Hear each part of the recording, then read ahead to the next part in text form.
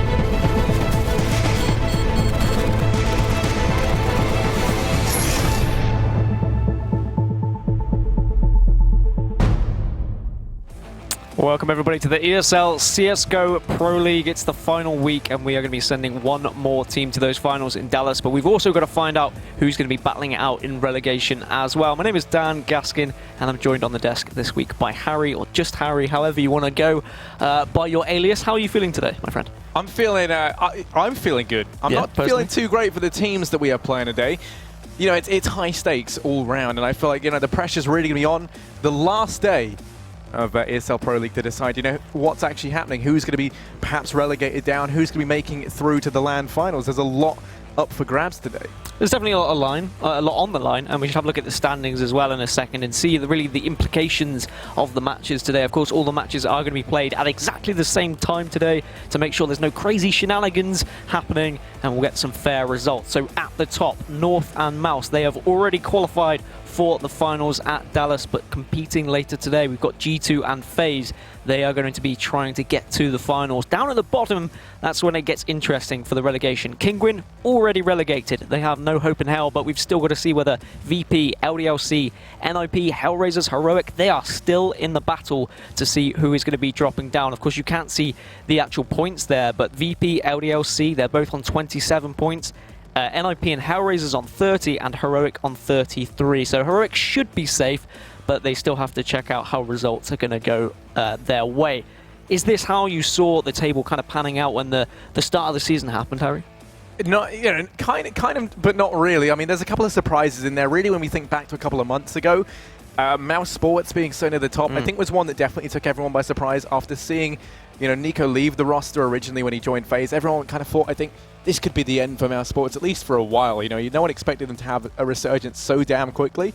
But they've already qualified. We saw them play not that long ago on LAN for the first time with Rops. I was actually there at the DreamHack Tour. And the performance there, yeah, and a little bit of, I was there. Yeah, I was there. No, it's okay. But yeah, I mean, yeah, you know, his performance on LAN was something that was quite interesting to see. That's why I'm so excited to see him now stepping into, you know, the Pro League finals, seeing how he's going to do there. When we look at it as well, VP being down in the bottom. Of course, there was that issue kind of in the last season where they didn't do too great. This time it seems to be the same case yet again. And that's just the case of them not being too great online, something we can probably bring up a hell of a lot later, seeing as, you know, we do know how the schedule is going to go. But yeah, I think there's a lot of surprising results on there, a lot that was expected as well.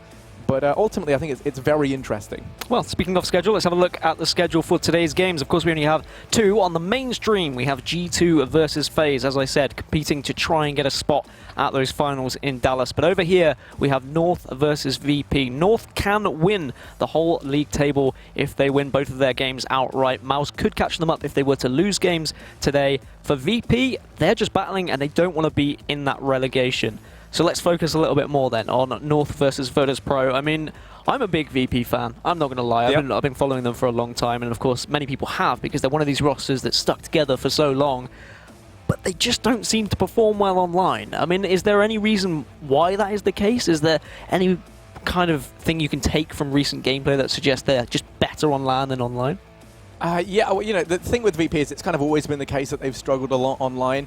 I think they're a team that thrive a lot off kind of the adrenaline from an audience. That's something we see a hell of a lot. Oh, yeah. That's, you know, normally what makes or breaks a lot of these teams. And quite often it's sad to say that it's the other way around. LAN results being the ones that matter the most. They always kind of have the highest prize pools. They're definitely where the skill is most clearly shown. And, you know, a lot of teams, the issue is entirely the opposite, right? They're terrible on LAN, a lot terrible, but they struggle a lot more being under that pressure. And then are really good online. A team that I think isn't too bad of an example of that was Mouse Sports. I think they were expecting to do more on LAN, and that's mainly due, for example, you know, to having Rops new to their lineup. He never been on LAN before, very young, and they kind of ran into that issue a little bit, you know, struggling on LAN, but have been amazing online. VP, very much the opposite. They thrive under that pressure of the LAN environment. They just do so much better as a unit. And I mean, in all honesty, this is something I kind of said to you. They're a team that can be of one of two extremes. They're either Virtus, you know, Virtus Plow, or just Virtus Throw. They're never kind of anywhere in between. Two extremes. Yeah. Where's the Virtus Pro? We need to find the in-between. Well, the last time they were in the Pro League, they beat G2 16-12, I believe. It was on Inferno, and Inferno is going to be the first map. So that's really just saying what you were talking about. They can show up when they need to, and perhaps now they're in this relegation zone, they're going to be saying, right, we actually need to turn up here. But they're going up against North. Now, North, of course, absolutely blowing away the Pro League at the moment. Yeah. But recent results at IEM Sydney, didn't really perform too well. So perhaps they're on the opposite side of the spectrum. They're struggling on LAN, but performing well online. How do you see Inferno playing out? Are you thinking that North should be able to take this one quite comfortably? I mean, VP is always a team I hate doing kind of predictions for because of that reasoning, right? They can easily be one of the best teams in the world, or one of the worst teams in like the pro circuit, and we see them lose in games where they definitely shouldn't. Coming into this, it's going to be online, so naturally I feel like VP are going to be at a disadvantage, but we have kind of seen them start to pick things up a little bit, right? As you said, that win over G2, going to be a little bit of a confidence booster, albeit not much. The fact it's Inferno as well, which is one that they've had a mixed bag of results on, but for the most part, it's not their strongest map. Yeah, I'm looking at results. So they played 10 times competitively this year. Won 3, lost 7. As I said, they did beat G2 recently, but that was with Bialy getting 27 frags. So clearly someone stepped up, and that really made a difference. But it doesn't seem like a strong point for Inferno, for VP. On the side of North, their last 3 matches, of course, they lost at IEM, but I'm looking at Inferno. They played it 11 times this year. They're 6-5 overall. They beat Optic 25-23 in overtime on Inferno last week. So they're definitely well practiced on Inferno. They've definitely had a good essence of it. Is this an easy victory, though? I think it damn well could be. The only thing that is going to be going the way of VP is that the pressure's kind of on. And like I said, they thrive under pressure. The pressure, though, of being relegated is very different to that of being in that LAN environment. I feel like, if anything, this is the sort that could make them perhaps even, lose more harshly than we've seen. We have seen the scorelines getting kind of closer here and there, so I do hold my hopes out for VP. As you said, I'm a big, you're a big fan of them. I'm a big fan of them. I can't think of anyone who, doesn't like VP for the most part. They're such a, experienced kind of original vintage team that's been around for so long. And they have so many kind of the dads of CS in that team. They're just they're phenomenal. I wonder if they right? want to be known as the dads of just like like the big daddies of Counter-Strike. That's probably a good. That's it's the better when you way put to it put that it. way. Yeah, I know. Maybe dads of CS wasn't the best way of putting it, but yeah. Dads of CS are like the ones that have got glasses with a newspaper. Yeah. Like, oh, back in my day, 1.6. This was when we still played playing the game. Yeah, like CRT monitors and whatnot. It's great.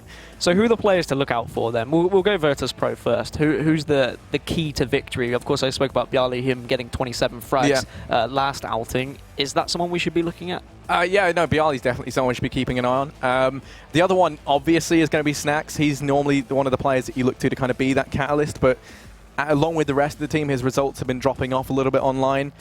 He is normally the main difference maker, but we can see players like Bialy step up. Pash has been having a good time online lately, which is refreshing to see. Yep. He's kind of been someone who they've had to rely on a little bit here and there, and everyone across the board can AWP incredibly well, for example. So I think at the minute they are putting on to Pasha. So on Inferno and Cash, I feel like he could be someone to keep an eye on. It's going to be very interesting to see those AWP duels going head-to-head. But yeah, I mean, I would say Snacks, Bialy, and Pasha would be the top 3 for me to keep an eye on. Yeah, I remember a few key Snacks moments with the Swag 7, or the Snack 7, as some people were calling it, throughout past tournaments. So he'll be exciting to watch, that's for sure. Okay, moving over to North then. Who's the key factor in this team? Is there anyone that's really going to stand out, or are they just a solid unit nowadays? I mean, in my opinion, they're a solid unit, right? But Config is someone I'd keep an eye on. I think he's fantastic. I very much adore his play style. I think he plays situations incredibly smartly. Magisk as well, someone who I'd keep an eye on. They're going to be my kind of top 2 for that team. There's just something about watching those guys play. I always find it's a little bit breathtaking. And also, I mean, Config is a very nice guy. I've met him a couple of times, as is everyone on North, but he's the one that I would say I spoke to a lot, and I know how driven they are. To really make this work. And that's one thing that's very clear. I mean, if you follow them, they are really striving to be successful with this team. Well, whilst we are waiting for these players to get into the game, I believe we have a little bit of a highlight reel from last week's matches. So check out these top 5 plays from last week's Pro League games.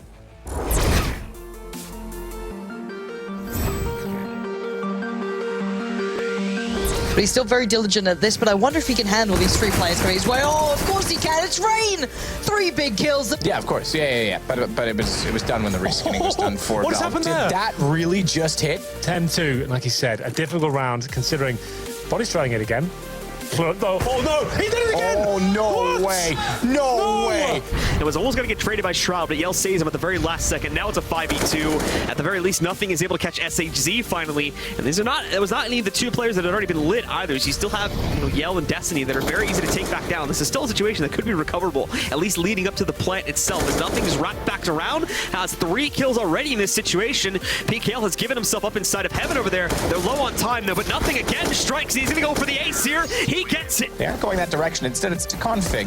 Goes early. Manages to get the second shot, though, which gives him the repeat toward Drake. It gets all 4. Finally, we've got a good shot of this. Just and then pranked him. Bialy! What is that? Bialy! He's in a 1v2 and it's so winnable. He's got 12 HP, Nico's got 6, and Rain's got 18. I wouldn't put it past him. Oh, Get help! Get help, Bialy! Let's go! 4 massive kills for Bialy.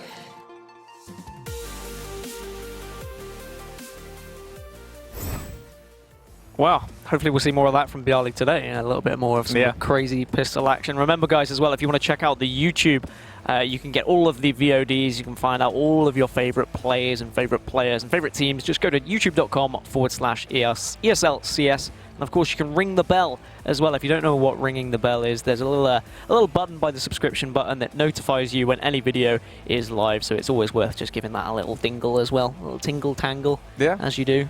Lets you know whenever these are live. And also, let's not forget, there's a whole bunch of good stuff such as VODs, tips and tricks and things like that on there, which it's like a little treasure trove, Now that we've told you about it, you should definitely go and take a look and see what goodies lie in wait there. Yeah, and if you want to get any of your jerseys as well for your favorite teams, you can head to the shop and purchase one of those. You can see the little link below, shop.eslgaming.com. So if you're a fan of VP, you can go over and get a sweet little VP jersey. I might actually do that after this one. I could do with a VP jersey. I think it's the orange that gets me. I could see you in a VP jersey. Is it because we're both ginger? Yeah, I was going to say, right, I could tell the orange would get you. That's why we're... Although traditionally they do say ginger people don't look good in orange, but I feel like we could change that. I know that you could, Dan. I mean, at the end, I'll admit it. I struggle in orange. Orange is a very bold decision. It is a bold decision. For men of our caliber. Let's just say that. Just like sunshine, really. Yeah, there we go. I can't deal with that. It's been horrible, and Leicester's been rainy today for the most part, and I'm still burning. So Inferno, then we touched on it briefly, and we said that it's probably gonna favour North, but results haven't been fantastic for them, have they? No, and that's one of the things when you kind of look into it. You might not necessarily think it's going to be one of their strongest maps, but then on closer inspection, whenever you watch back, the VODs and things like that, you see that a lot of these scorelines have got incredibly close, very down to the wire. None of the losses were kind of these landslide victories for the opposing team, and that's something which when you compare and kind of contrast that to VP's situation, we see that they've had a couple of close games, but for the most part, there's always been kind of, 6 to 10 rounds in between them and the, their opponent, depending on who it is actually on the day. And, they've taken a couple of games close to overtime. I have to credit VP for that. They have been trying to step things up. It's just the fact of, they know they're not playing up to their usual standard. You can see, even if you quickly flick through their Twitters every now and again, how, sort of angry they are at themselves a little bit with how things have slipped and that fall from grace that they had from being such a strong team to now, in danger of being relegated. These games today are pivotal for VP because potentially they can fight, to keep themselves in the Pro League. They're up against the team, that's kind of residing right up there at the top. And it's a very tall order for them to go ahead and win, but they can still do it. They're VP, I couldn't imagine a Pro League without VP in it. I don't know about you, but whenever I think of VP, I think, they've got to be right up there at the top. I couldn't imagine seeing them competing in Premier. Not that there's anything wrong with that, but it's just, they're pros. Simple as. Yeah. It's unfortunate for them that they're going up against North as well. Yes, okay, North have already qualified for the finals, but North have a chance to win the whole league table. It's still good to go into finals saying, we won this, we were the best team from the group stages, and now we move on into finals. So I wonder if that implication is going to go against VP here. And honestly, after Inferno, if VP lose, how is that going to affect their game 2? Because you're down and out. You need to at least get 3 points to catch up with NIP or Hellraisers. You haven't been able to get any points from the match previously, so you're just pretty much out. Yeah, and that's not going to be good for the mentality. They'd have to be relying a lot on round difference then, and even then, it's going to be a huge uphill battle, especially seeing as map 2 is Cash. And that is a map that they've opted to hardly play. It's one that they don't really like. It's normally one of their bans very early on. We've seen them really play it.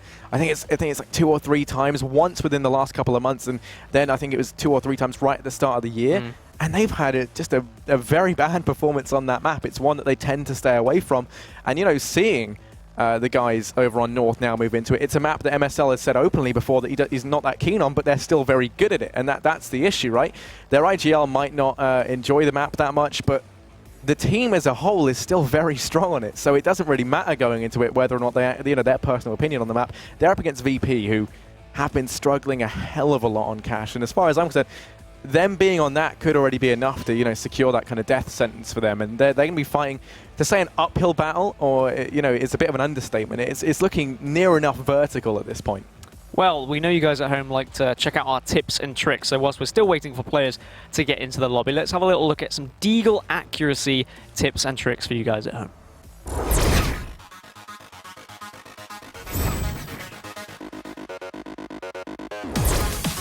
Hey Future Pros, the Deagle is one of the most powerful pistols in CSGO. Mastering this hand cannon can win you eco after eco. The Deagle kills with one shot to the head, but when used at extreme ranges, this is not the case. The best time to shoot is just after your view model resets. Moving and shooting with this weapon won't get you very far. It also takes a while for the pistol to regain accuracy after falling, so make sure you wait a bit before firing. Don't spam the thing too. Be sure to make slow, singular, controlled shots for maximum accuracy. And now let Nico take it away.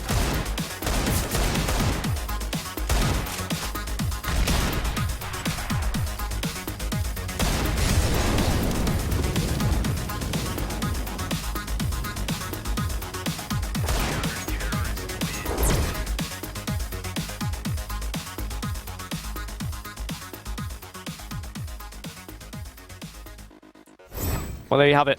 Some Deagle pro tips. I can't use the weapon. I'm not going to lie. I just spam it and hope to hit something. Occasionally, I'll just get some sick plays, but most of the time, I just miss. I love the Deagle. I mean, I used to play CS a hell of a lot. I think it's fantastic, but no man is as good as it with a player like Nico, for example. As we just saw, he's phenomenal. Well, he's a pro player for a reason, right? Yeah, a very old clip. That was a curious one to choose. I guess it's just because it was such a good display of marksmanship on his behalf. He's always been good with that gun. Yeah, I mean, that was what, Mouse versus Titan. That must be a couple of years old now. It's rolling back the years. Well, whilst we're waiting, let's bring up the standings again so we can just talk about the implications of the games that we've got today. We are waiting for all of the teams to start at the same time. So I believe it's Fnatic and Mouse. We're still waiting for them to be ready, and then we'll be kicking this thing off. So over on the other stream, of course, FaZe versus G2. They're at the top. North Mouse already qualified. They're on 51 and 48, but G2 and FaZe still have a chance to qualify. And of course, Astralis are in that picture as well, so you have to keep an eye on them. But it's down at the bottom that we're going to be focusing on today's stream. Virtus Pro, we're obviously going to see taking part in this game, but you've got LDLC with them. They're on the same amount of points. NIP and Hellraisers, they're both on 30, just above them. I think Heroic will be safe, mainly because of their round difference. They're on 33. So Virtus Pro, really, it's out of their hands, Harry. Even if they win both of their games, we might see Hellraisers, we might see NIP just go on and win, and they're still in relegation. And I briefly touched on it, and I said, is it going to affect them after they lose game one? Do you think their heads will drop if they were to lose Inferno? Do you think that Cash would just be a blowout? They'd completely say, look, we're probably out of this, what's the point in carrying on? Or do you think they'd still give it a good effort? I mean, VP aren't the kind of team to give up, right? I mean, when you look at it, even from like a national standpoint, the Polish people aren't the kind of people who just back down. They are very much going to see this through to the end. They're going to give it 100%, all in all. And they're a team that's been around for so long with so much experience. I don't think they'd get into that mindset of just giving up. But that said, I mean, it's going to be a tall order, right, for them to actually be able to save themselves from that relegation spot. We have to see them have a win on Cash if they lose that first map. Not only do they have to win, but it has to be a fairly clean-cut win to try and push that round difference up. And that's going to be a task in and of itself, right? Asking for a win is already asking a hell of a lot from VP. Asking them to then go ahead and win it with a significant margin up against North on Cash is... I mean, that's a scary prospect, right? I think Inferno is something that could make or break this. If they pick it up, they could very well use that momentum to then kickstart, Cash and potentially run away with things. But, I am just struggling to kind of see this happen if they don't manage to get Inferno, or at least show that they're playing well on Inferno. Because have the maps just gone against them? Because, I mean, I'm looking at VP's past results of Cash, and you touched on it briefly. They've only played 4 times this year. They've lost 3, they won 1, but it was back in January, and it was, exactly, I think it was the WESG, so that wasn't even a huge game for them. No, and it was up against a very... it was an amateur team. Not like not a team of this caliber by any stretch of the imagination. And even then, it wasn't a very clear-cut victory, so you can kind of see where things get worrying for them. They're moving into a map that usually is one that they tend to instantly veto. It's not a map that they ever try to play on, especially not up against a team who has it in their map pool kind of quite firmly, quite solidified, such as North. So yeah, no, I do think it's going to be a bit of an issue. As you said, we've hardly seen them play. We've seen them play it once within the last couple of months. So, and then at the start of the year, they played it, what, 3 times? And like you said, I think they won it once out of those 3. And they lost, actually, to North back in E-League in February. So I wonder if that's going to have any sort of That's a bit of a this rivalry game, here. Because will they go back? Do you think they'd go back as far as February to study tactics? Or do you think they'll just be looking at recent games from North and saying, well, we don't need to worry about how they played against us. Let's look at how they played against someone else, because North have played it a little bit more in recent times than Virtus.pro have. I mean, I think they would definitely go back and look at that game that they had between the two of them. Team strategies can change very much so just based on who they are playing against. I mean, every kind of team has these more signature styles that they'll tend towards. For example, back when we used to kind of see the Fnatic with Pronax and stuff on, you used to see it was very, very slow plays running that clock down. And now we kind of look to other teams. Another example I could give would be like Space Soldiers, where they're a fan of quite explosive plays.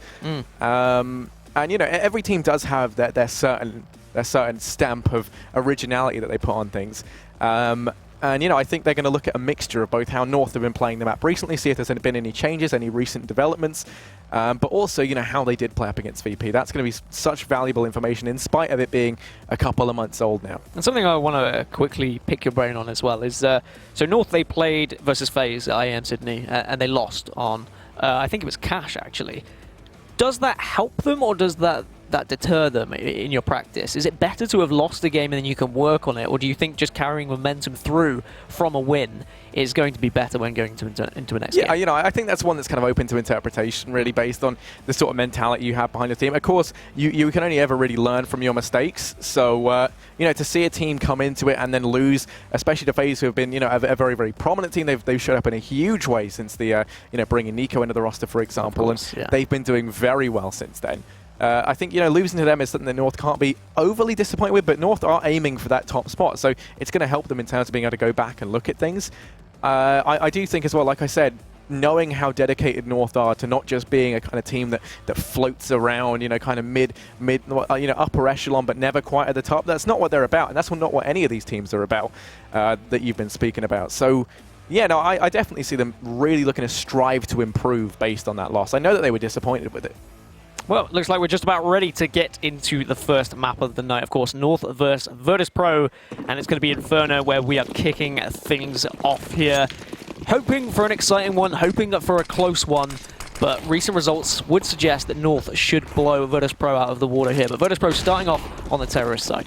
Yeah, and they're already rushing up Banana in towards this B-bomb site. Actually, MSL and Majesty, only 2 players here to hold things back. MSL line them up, knocking them down. We're going to pick up the first, doing some more damage downrange. Picks himself up a second, looking to try and get a little bit more work done as his teammate does perish in towards the site. The rotate's already come through in a big way.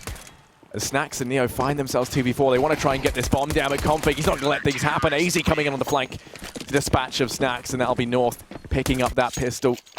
If all goes to plan, they should now be able to convert these next couple of rounds. They denied that bomb plant, so they should be able to take this 3-0 early on, which is a great boost for them in this first half. Yeah, certainly. These are the rounds that you do not want to throw away, and nice rotation as well from North, just coming in from AZ, around from Banana. Important that you do have a player that is able to rotate quickly. I find it on Inferno, if you're rotating too slow, it can sometimes be a hindrance. But as you said now, North should be a comfortable round for them, but they just have to play it safe.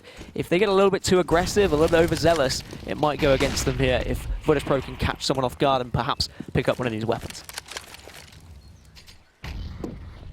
And well, sneaking up in towards Zaps, it's going to be VP. Everyone here, 5 players.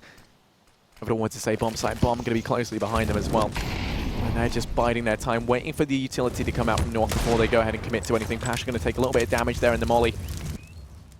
Now looking to try and peek on out. Pop Flash comes in from Config. He goes to check out mid. Now Pasha is to try and help out his teammates here. Does catch Config on the rotate background, so they find the early man advantage. And now just ducking in through CT. It's going to be Pasha with that UMP. MSL down from Banana, doing some damage, but he's worked himself over towards T-Spawn, and actually this is going to leave them very open to Pasha, who snuck all the way around through CT, joined by Bialy. They have players here to trade, and I don't think Magisk is fully aware of this right now. He's focused a lot on trying to keep MSL alive, who is still kicking for the time being, but Taz with the flank does the job of guillotining him into a 3-on-3. Yeah, VP doing really well here just to make a round of this, to be honest. Magisk will catch another route. Taz does try and run up Banana there, but here comes Pasha still trying to flank from behind. Can he get anything done? No, he can't. Gets caught out by Cajun B, and now it's just all on Bialy. Does find one, looks for a second as well. Will flip out to the Tech 9, but he's still in a 1 versus 2. Only got 20 seconds, so he needs to work quickly, but eventually goes down to Magisk, and it is going to be 2-0 lead to North. Wasn't really a comfortable round there, was it? No, I mean, it was not how North would have liked things to go. I mean, ideally you want to try and keep 4 or 5 players alive to keep building up that economy. They only keep 2, so they will be losing money as they invest down in towards this round. Not going to be ideal, but VP made a little bit of cash here and there on the frags they did get. Ultimately, though, it's the damage that they did, which is going to be pivotal this round. We've got Bialy on a P250, the Deagle on Taz as well, as they want to try and claim some more lives, but already Config, he's worked his way down mid. Snacks is going in sneaky. Just hiding in mid, and Config has a rough idea he's there. He can hear him out, but he's going to be spotted, and now they want to try and make some magic happen, but instead he's going to take the duel, does the damage, and okay, Config, what was that flick? He's going to get himself 3. In comes Magisk to mop them up at the end, and Config, I said we had to keep an eye on him, but not because of that flick. I mean, that was phenomenal. Just the sly 180. Look at this play from him here. Boom, takes the head, clean off. I think that was Snacks who was sneaking around there, and that is just what a way for North to take things 3-0. Absolutely filthy stuff. And having the confidence as well just to push up mid like that, especially in a round that previously was a little bit sticky. He decided to take a very bold move there and try and finish the round nice and early. And it worked out in the end, but now we go into the first buy round for Virtus Pro. They've all got AKs. You're going to see Snacks just try and work his way through apps here, see if he can support his teammates, see if they can find an early pick so they can get onto this site. Magisk's just going to be holding up on Banana. We'll lay a smoke down just to defend it. But here comes the push through apps now. I wonder if North are aware that we're definitely aware now with all those bullets raining down through the smoke. But they have well and truly got hold of apps. So North are going to have to just back off ever so slightly into this site. Yeah, now North actually stacked 3 players over towards that B-bomb site early on. Now they've rotated 2 of these back in the form of Magisk and MSL, both currently residing over towards Arch. That means Config, he's got the AWP, he's locking down Banana on his own. And well, they have been able to get these players out and over towards mid. No one's watching from Boiler. Instead, we've got Cajun B playing it passively from Pit, and Config, he's going to just annihilate Pasha down towards Banana. And already, you can kind of see this is rendered VP somewhat trapped over here towards mid. They don't want to now challenge Config from that position. It's incredibly strong just to be able to hold things down and buy time for the rotates. They can't trade things out. No one was near enough buy. So instead, they try to make something happen out here towards long. Magisk already done a lot of damage. It's MSL to rotate on round and help out in this crossfire. And already VP, they're just being tagged away, chipped away at slowly but surely. Trade frag's going to be able to come in, and Snacks and Bialy close it back into a 3-on-3, but AZ on the site, not going to go down just yet as he picks himself up 2. It's all on Taz. 1v3, 11 HP. 12 seconds left to play around with, takes the peak, finds the first, got to do more, but Magisk says no, shuts him down before he can accomplish anything, and that's going to be North now, 4-0 up. Now, I'm not sure if VP were just trying to sell a fake there. They, of course, made the position very aware in apps by raining down some bullets through that smoke, but they just allowed North to rotate, take control of the site, and VP were just still sitting there. And North were the ones who took the initiative. They were the one who peeked out, got the early pick, and then VP were just in a 4 versus 5 situation. Yes, okay, we saw some decent kills coming out from Snacks and Bialy to even it out, but decent positioning from AZ on the site to be able to stop anyone pushing out from apps easily. Bialy actually goes down there, but Snacks falling as well. Taz manages to get a compensation kill, but it's not going to do anything in this round as MSL will just finish that one off. It's 5-0 now, and Virtus Pro already struggling here, and I wonder at what point do they start to think, guys, we need to be winning this game. We're in a relegation spot at the moment. I imagine they're already thinking that, Dan. I just think that, you know, that round they were quite literally on fire, not in the sense that they need to be either if they want to go ahead and pick this up. I mean, now they're going to be finding buying on down. You got Pasha on the AWP. This could be the change of pace that they need. I mentioned that he's someone who we should be keeping an eye on. He's done some great stuff with the AWP in previous games, and well, already he's down towards bottom of mid, waiting.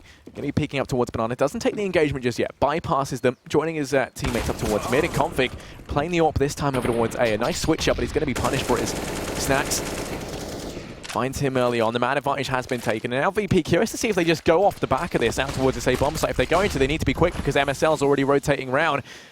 And actually, you can see they've opted to send Neo back down through mid. He's clearing out the angles over at Banana. There's only one player here in the form of Magisk. He's only got himself an M4 as well, so it's a little bit easier to deal with than an AWP. These are the rounds that VP need to be winning with the man advantage. Still a minute left, so time to work with, but AZ does pick up a frag, then gets traded off. MSL finding out to Taz. Now it's a 3 versus 2, an advantage of VP. So just Magisk and Cajun left. Cajun is just going to back off onto the site here, keeping an eye onto balcony there. But VP still not making a move onto this site. North really need to group up here, work together. You can see they've had to split up. You send one to B just in case the rotation comes through from VP. VP now have a little bit of time to work with. They're quick about it. They could want to move on over, but here we go. They're going to move on to the A site here. Nothing just yet, but here comes Cajun B. Finds one, looks for a second.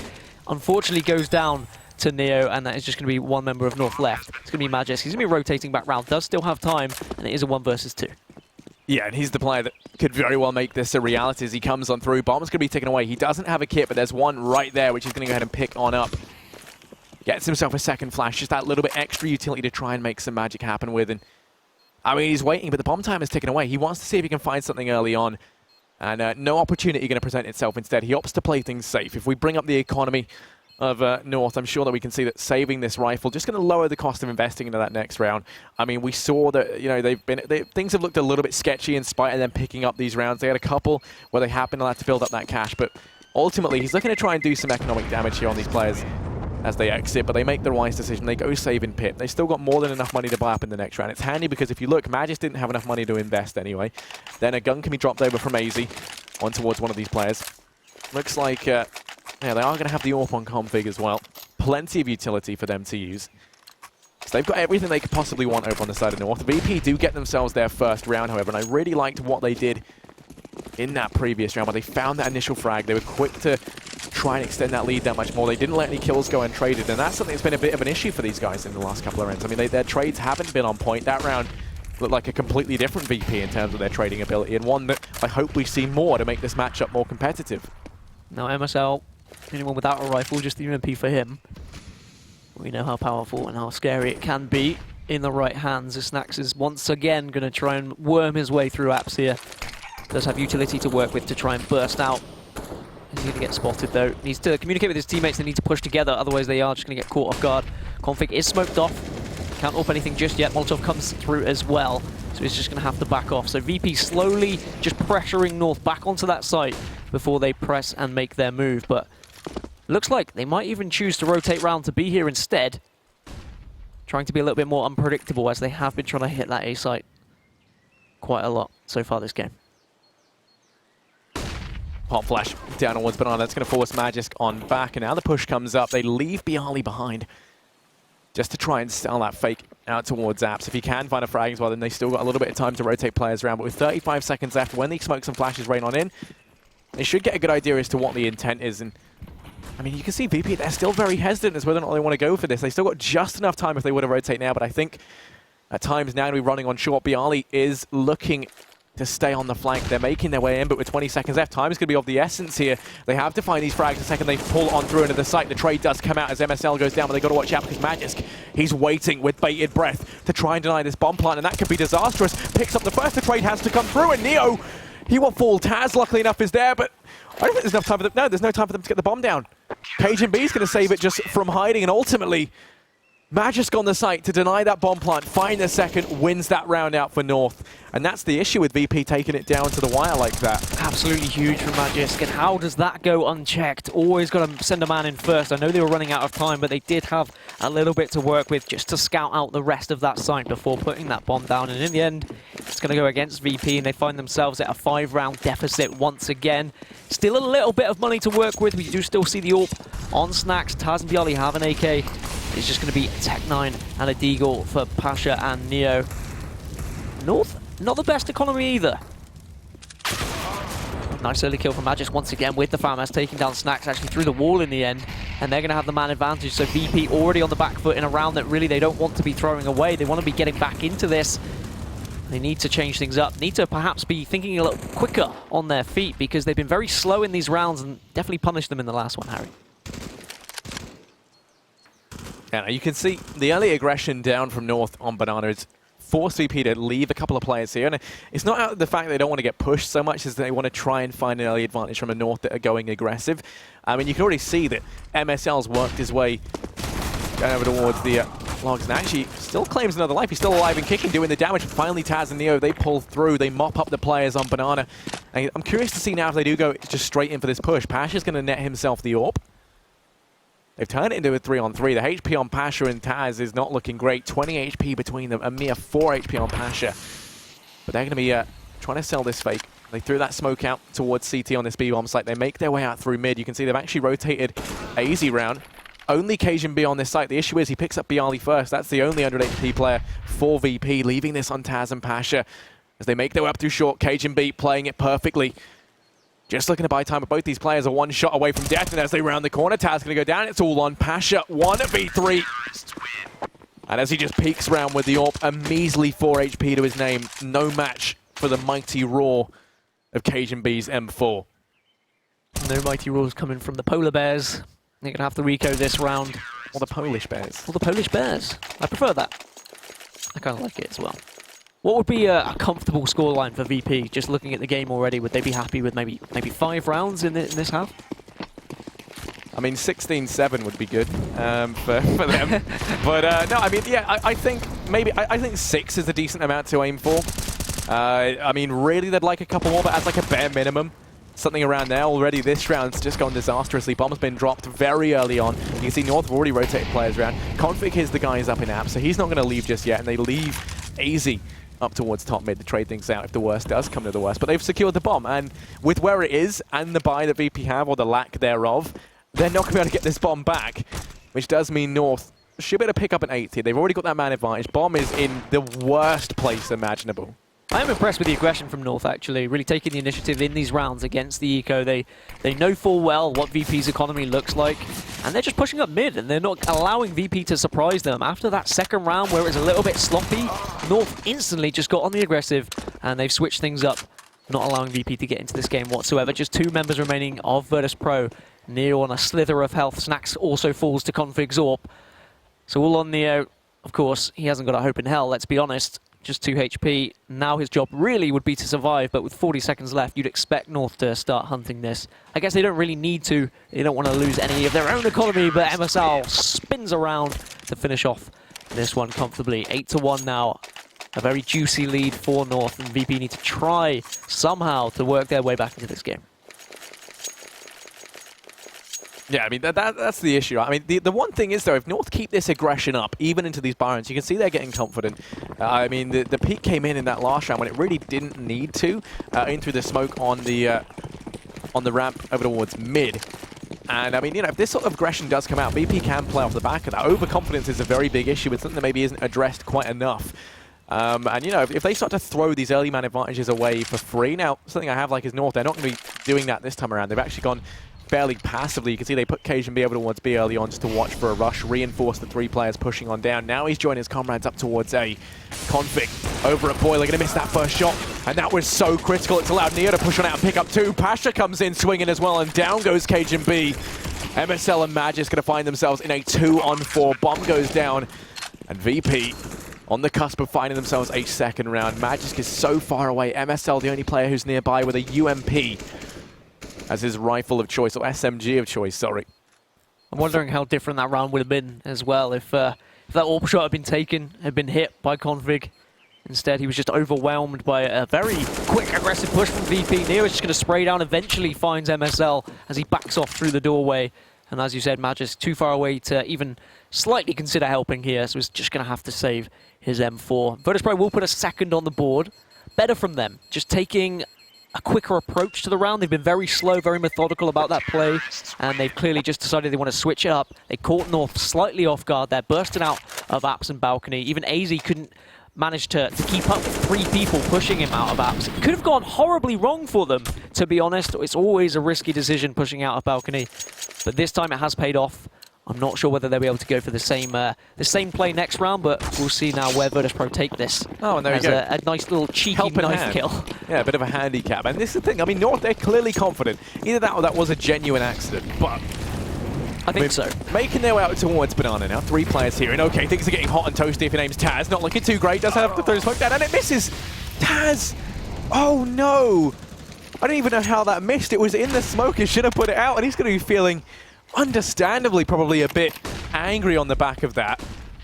Now they've lost that man advantage because of the literal hell that was created on Banana. Now Magis goes and extends that even more, finding one this time with his M4. The nade's going to do some damage as well. The bomb has been dropped bottom of Banana. They leave Bialy up towards the top mid, but the rotate's coming in from KGB to reinforce this B bomb site that much more. And this is where things get very problematic if you're VP. There's no opportunity for you to try and pick up a trade frag. You're relying very heavily on either Pasha or Bialy to open this up. And you can see actually as Bialy extends his way out towards this A bomb site, he might be able to find config, but even then, it's not really going to help his teammates out over towards B.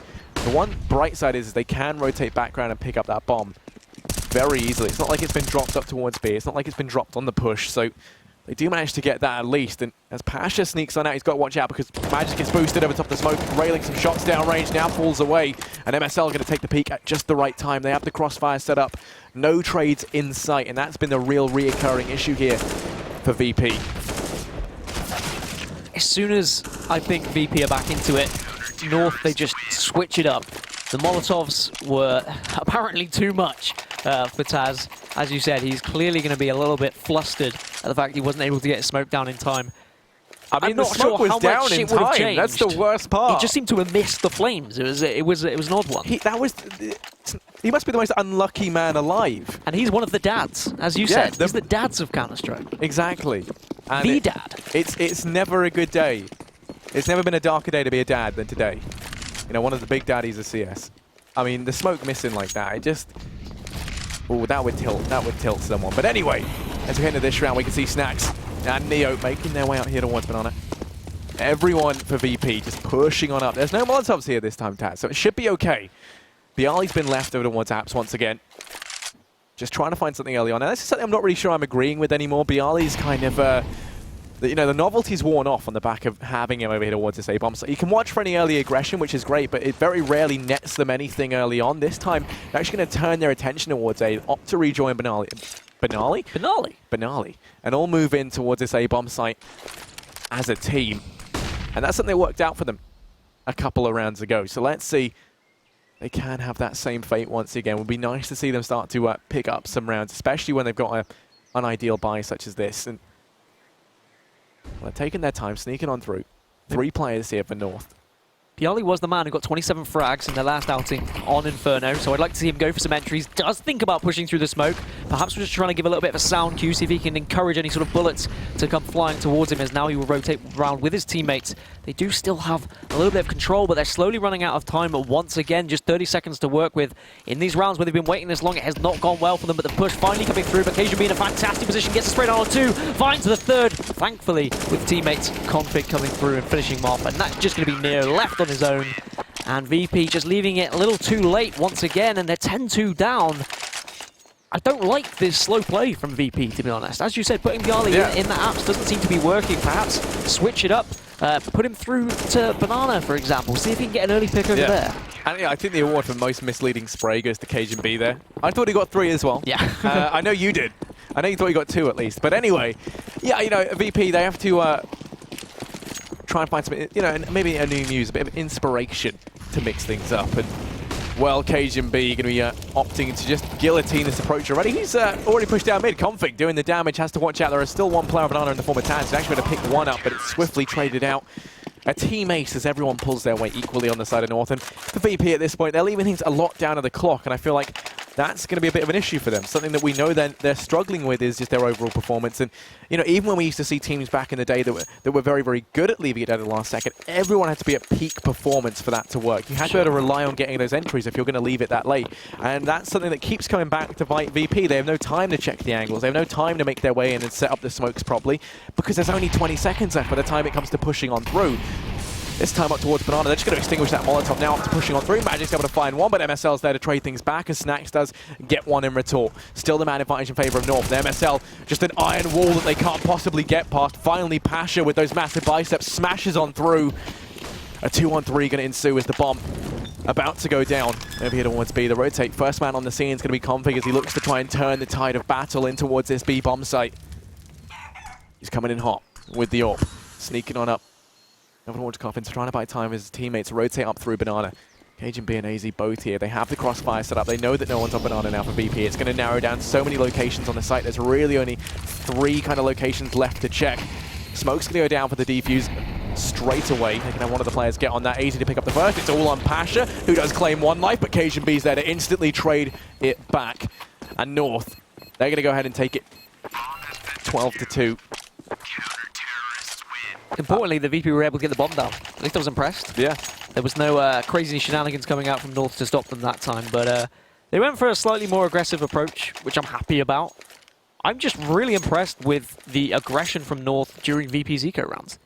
Every single time, they're bombarding up through middle and just really slaughtering VP, not giving VP even a chance to think in their eco rounds and get back into this game. 12-2 now.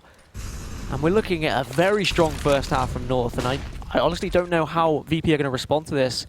I wonder even if they can have a successful CT half as this one. This Config is just going to be scouting down through the middle, of course with the AWP, not with a scout, he's just scouting. His Magic's now going to get aggressive with his teammate, but Snacks and Pasha, they will team up very successfully, and now they can push onto this B site. They should be well aware that no one will be on it, but good work from Pasha, smoking off, and now he's going to get aggressive, see if he can find Config here. He cuts him down to 5 HP.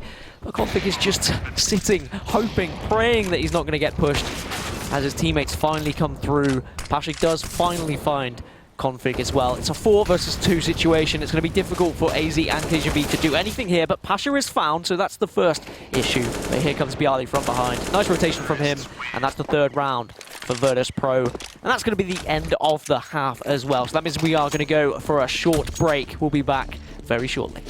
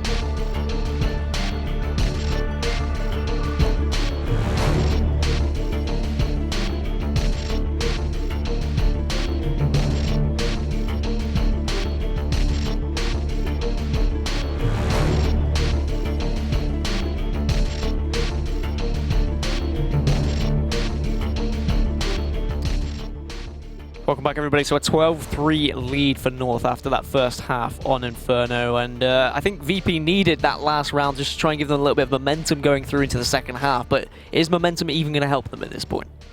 I mean, they don't. I mean, they probably have about as much momentum as a turtle at this point, right? I mean, turtle's very fast. Maybe tortoise. I don't know which one's slower. I need to brush up on my animal speeds. But the point I'm trying to make is, you know, 3 rounds isn't fantastic. I said they really needed 6 at like a bare minimum on that T side. The only kind of advantage is heading into that CT side, maybe they have some 6 strategies we don't know about yet. One thing that was an issue was those trades, and heading into the CT side, I see that being an even bigger problem. It was something that happened time and time again. I have a whole bunch of stuff written down here that, you know, some of it was good from VP on their part. Some things I think they did do fairly well. The issue is it was just things like in round 7. If you remember, they headed in towards that B-bomb site. There was very little time left. They're about to get the bomb down, but no one bothers checking the site properly. Magisk is still sat there. Peek's on out, completely denies the bomb plant. Neo, who is watching the bomb plant, like physically watching him, doesn't get the trade in time.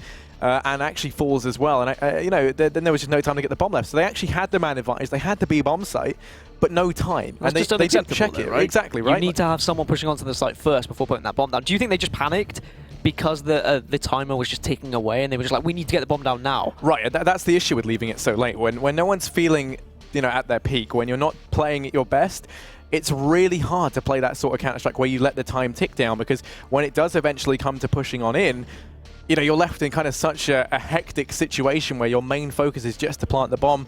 You can get sloppy and you can leave out basic things like that. But from a team like VP, I really wouldn't expect that much. And we look at the rounds that VP did win. It was when they did get a little bit aggressive, when they got into the round a lot earlier, went for those early peaks, went for the early picks, and they were successfully able to get onto sites nice and early on rather than in the last 30 seconds. The whole time, North were just turtling back into the site and saying, well, you can come at us. We can wait until the last 30 seconds. That's the second time we brought up turtles today. Oh, yeah. Yeah, that's good. Did you know? Oh, I actually had a whole bunch of turtle facts and now I can't remember them. Shame.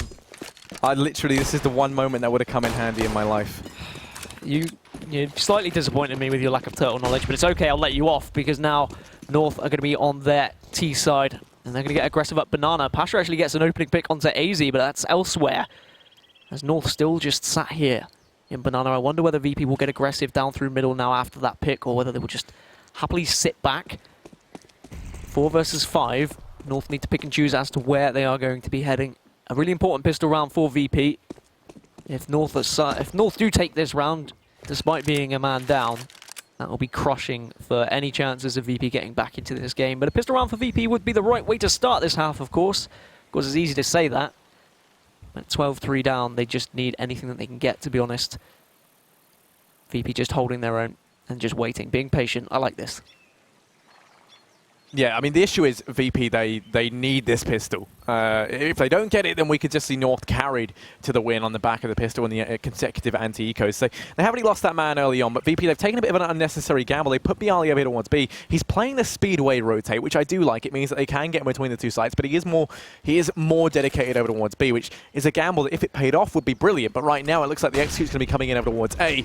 He's got to be quick on his feet as he makes his way on round. The bomb's going to go down. No one's actually in the site to deny this. Instead, they're going to play for the retake. 5v4 as the bomb goes down. Neo already sneaking up through mid, has lots of angles to check, but he's going in. They've got plenty of time to play around. Bialy has the kit. They've got 2 flashes. Plenty of utility to come back into this retake scenario with. But still, they've given so much time for North to set up these crossfires. Make things very difficult here for VP. Push going to come through. Magisk and Cajun, they take that first peek on out, and Cajun in the back line. He comes in with the flank, comes up big, and it's just guillotining these players. Luckily, they have Taz and Pash. They go ahead and bring things back into the realms of possibility, but they have been tagged down low, and it's Cajun being config to try and deny this. Now Taz, he finds one, but the bomb time is ticking away. Cajun be able to ward short, might have done all he needed to, and he's going to take the frags as well. 4 frags for him. He stays alive. He secures that round for North, and just what a phenomenal way for them to kickstart this second half. I mean, you said it was such an important round for VP, so they were kind of backing off, but they allowed North onto the site. I think that's a mistake. They should have been playing slightly more aggressive, holding their angles, to be honest, on short and long. Just don't allow North to waddle on into the site that comfortably and then set up after plants so easily. When you know North are playing fantastically at the moment, they're hitting their shots, you really don't want to be going for the retake against a team that has been outgunning you, to be honest. As you said, phenomenal stuff from Cajun B just to clean that round up, but now they have a 13-3 advantage. They've also got the advantage of weaponry as well, so this is a very comfortable position for them. They should be able to finish this game off, to be honest, if they take these following rounds, but we'll see whether Virtus.pro can pull something out. They certainly need to. I feel like I've said that far too many times. This is Virtus.pro, who is sat in the relegation zone of Pro League at the moment. If they lose both of these games, they are definitely going to be in relegation. They need a couple of wins if they are to catch NIP and Hellraisers, who are above them just by 3 points in the moment in the Pro League. They can't worry about the results elsewhere. They just need to do what they can to try and get back into it, as AZ is just going to try and work with a flash in case anyone is hiding. No one pops out, though. So he's going to work his way around with his teammate. Smoke is there as well. Is anyone waiting in Arch here? Might get caught out. Good positioning from Pasha here, but no, AZ pops out. with a nice little peek there. Looks for a second as well. Somehow manages to escape with his life. Finally, Neo comes through with the 5-7 to kill him off. And then we're back to a 4 versus 4, Harry. And once again, they've been locked out of this A bomb site so early on. The advantage might be equal across the board of 4 and 4, but the bomb's going to go down, and that's going to be much in the favor of North. And already you can see the calls coming from VP. They've got themselves 2 SMGs. They've got a little bit of utility. They've got the pistols as well. So just saving it the next round. And that is the right call to make. It's a very, very smart decision. That's something that you can't take away from them. Their decision-making's been fine. You know, from like a strategic point of view, it's just in the moment. It's the mid-round calls that have been the issue. It's the communication for the trades that have been letting them down. But this decision is the right one to make. They're going to have another opportunity to put these SMGs to use in the next round. The pistols, the armor, they've got everything they need to try and find the next round. The issue is, if they don't, then we're going to see North take it to a 14-3 scoreline. And that's a very worrying prospect. And okay, Bialy's going to have his head removed. Config wants to go and do something nutty. Will fall as Neo peeks out, shows he's the true king of the UMP as he cements the hat trick, gets himself 3 frags, and makes some fairly nice money as well on the back of that UMP. Oh, look at that. Stylish, slow motion, I like it. Production value. Just casually jumping with the UMP. Disgusting stuff, but VP now 14-3 down. As you said, strategically they seem to be alright, but it's those calls. I think they've been umming and ahhing a little bit too much when it comes to where are we going to push. Certainly on their T side. Now on their CT side, they've just been overwhelmed by North. Not been holding their angles particularly well, to be honest. Allowing North to be getting onto the site far too easily, going for the retakes instead. Yeah, and into this round, because you saw those couple of frags picked up by Neo, he's actually bought himself an M4, so this is their attempt at trying to pull something back before it gets out of hand. I mean, North 1 round away now from map point, picking up this first map. Very, very close to that. There's 2 rounds between them and securing this. So VP, they have to throw a spanner in the works now to give them at least that 1 round buffer, a little margin of error. North, they've got to put almost everyone up here towards A. They leave Config behind on the lurk at Banana in this. I mean, we've seen VP are more than willing to rotate someone off this A bomb site. This time they seem a little more reluctant to do so, and as that smoke goes down, we might be seeing a boost potentially coming over the top. Neo and Pasha. Neo's going to get boosted with that M4, and this could be their shot at trying to pick something up early on. The boost doesn't actually work. Pasha a couple of inches too short in the game. But his biceps are wide enough, so it's fine. It compensates for the lack of height. As North still just taking their time here. They are going to push up Banana. Config might have to find one. Yes, he does take down Snacks, but meanwhile, Neo has managed to get an opening as well. So it is back to 4 versus 4. I wonder whether that will now initiate a push. Cajun B also finds Bialy just sneaking around. So this will be the time. North will just take this and get aggressive onto the site. Neo's going to be the last point of defense. But he does find one. That's Cajun B taken down. Does just double check behind him. There is a smoke behind him that he can work with. Needs to go huge here to try and win this round. Does find another. Looks for more. Can't quite finish off Magisk. So now the bomb's going to go down. And it's into a 2 versus 2. Yeah, but I mean, he does all he had to and more by picking up 3 frags there on their entries into the site. He puts it back into a 2-on-2. He's done a lot of damage on a Magisk as well, but Magisk, he's still alive and kicking. 28 HP and still taking heads clean off. Passion's going to go down. It's all on Taz, who walks into the waiting arms of Magisk. And he's going to hit the deck. 15-3. 12 rounds between VP and North. They've got to go ahead and get 12 consecutively. And I mean, this is just a very, very negative foreshadowing here for VP heading into Cash up next. We said it had to at least be a fairly competent performance from VP here, and it's been anything but. They're currently 12 rounds behind. They're going to be force buying up into what could very well be the last round of this game. You can see they've got a couple of Famises, a little bit of utility. Pasha's got the Mag 7, which, you know, he's done some magical things with in the past. Not sure if it's necessarily 12 rounds consecutively magical things in the past. But certainly when we look at the results, I mean, going into Cash, we were saying that they had very little hope. Inferno was the map that they needed. And the fact they've struggled, well, an enormous amount in this game really worries me for the second map of Cash, to be honest. Well, Neo's found some fire. Neo has just found a couple of flowers that he's going to sit on in the hope that he can pick a few heads of North as they actually are going to be pushing towards B. Taz does find one with his Fam as Cajun B goes down. Pasha also joins in. Snacks will get a bit of the action as well. So they've managed to make this work with the force up into this round. Just AZ and Config left behind smoke now. Can they do the unthinkable in a 2 versus 5 situation? It's definitely doable with how well they've been hitting shots at the moment. The VP should be able to close this round out and take this game a little bit further than perhaps we had expected it to go. We were thinking it might have been done and dusted after this round. Need to see something spectacular, though. Look at the push coming into bottom mid from VP. This is perfect. Pasha's here, finds the first on Oasis. So much pressure on Config. He's 1v5. He's trapped. They're going to check the angle, and he's looking completely the wrong way. Snacks, he'll decapitate you if given half of the chance. And, well, Config learns that in a very harsh way. The money on North isn't going to be looking great, but they opt to force buy anyway. They want to try and either pick this up now, or alternatively, any damage they can do to VP's economy going to be worth its weight in gold. Even if it does leave them down, I mean, they've got so much, you know, they've got such a huge round difference to play around with here. There's no reason for them to not try and just take one on the back of being cheeky. And, well, already for them, 2 players up alt mid, 3 looking to go straight up through middle. Actually, MSL throwing some utility up towards Banana, but out rejoining his teammates as they rush up towards Apps. Out mid, it's Config with the AK, taking the head clean off Pasha. No one there to trade. Bialy, the player who's the eyes are very much firmly fixed on, and actually he does land the shot to trade things back into a 4-on-4. Gets revenge for the death of Pasha. They still got so much more work to do. The push going to come on in. Bialy only able to get one before Cajun B does the deed of taking his head off, and now it's all on Neo up towards balcony. He's got to be the linchpin, and he doesn't get anything done. AZ further extending that advantage here for North. Bomb's going to go down in the A-bomb site. Plenty of time for these guys to try and get into some after plants. You can see the players on site. AZ and Cajun B have a crossfire set up with Magisk in pit.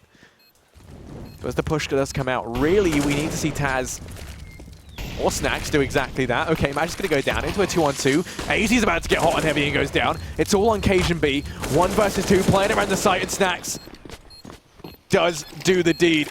Takes his head clean off, and VP, they're going to find themselves a 5th.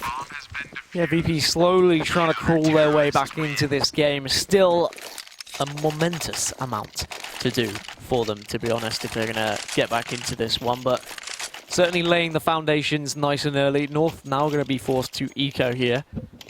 Could have been a very, very different round if Neo was able to pick up that frag with the FAMAS from balcony, to be honest. But thankfully, his teammates will come in and finish it off anyway. 10 rounds behind. Can they hold this strong? These are the rounds that North were just pushing up middle. They were getting aggressive. They knew it was an eco, and they weren't allowing any crazy things to happen. However, VP going to be playing this completely differently because they know they cannot lose one more round.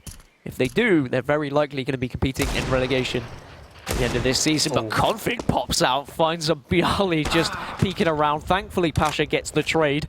So Config not going to be able to pick up that weapon. Instead, North now are going to be pushing up Banana here, seeing if they can catch anyone pushing and being slightly overzealous from Virtus Pro. But VP playing this so passively, which actually is probably a little bit of an advantage for them. If they had got a little bit excited and pushed out, they may have lost this one, but instead they're just playing their cards right, sticking to their guns and holding these sites well. Yeah, the high-powered hand cannons for North, already claiming 1 life, looking to try and get more work done.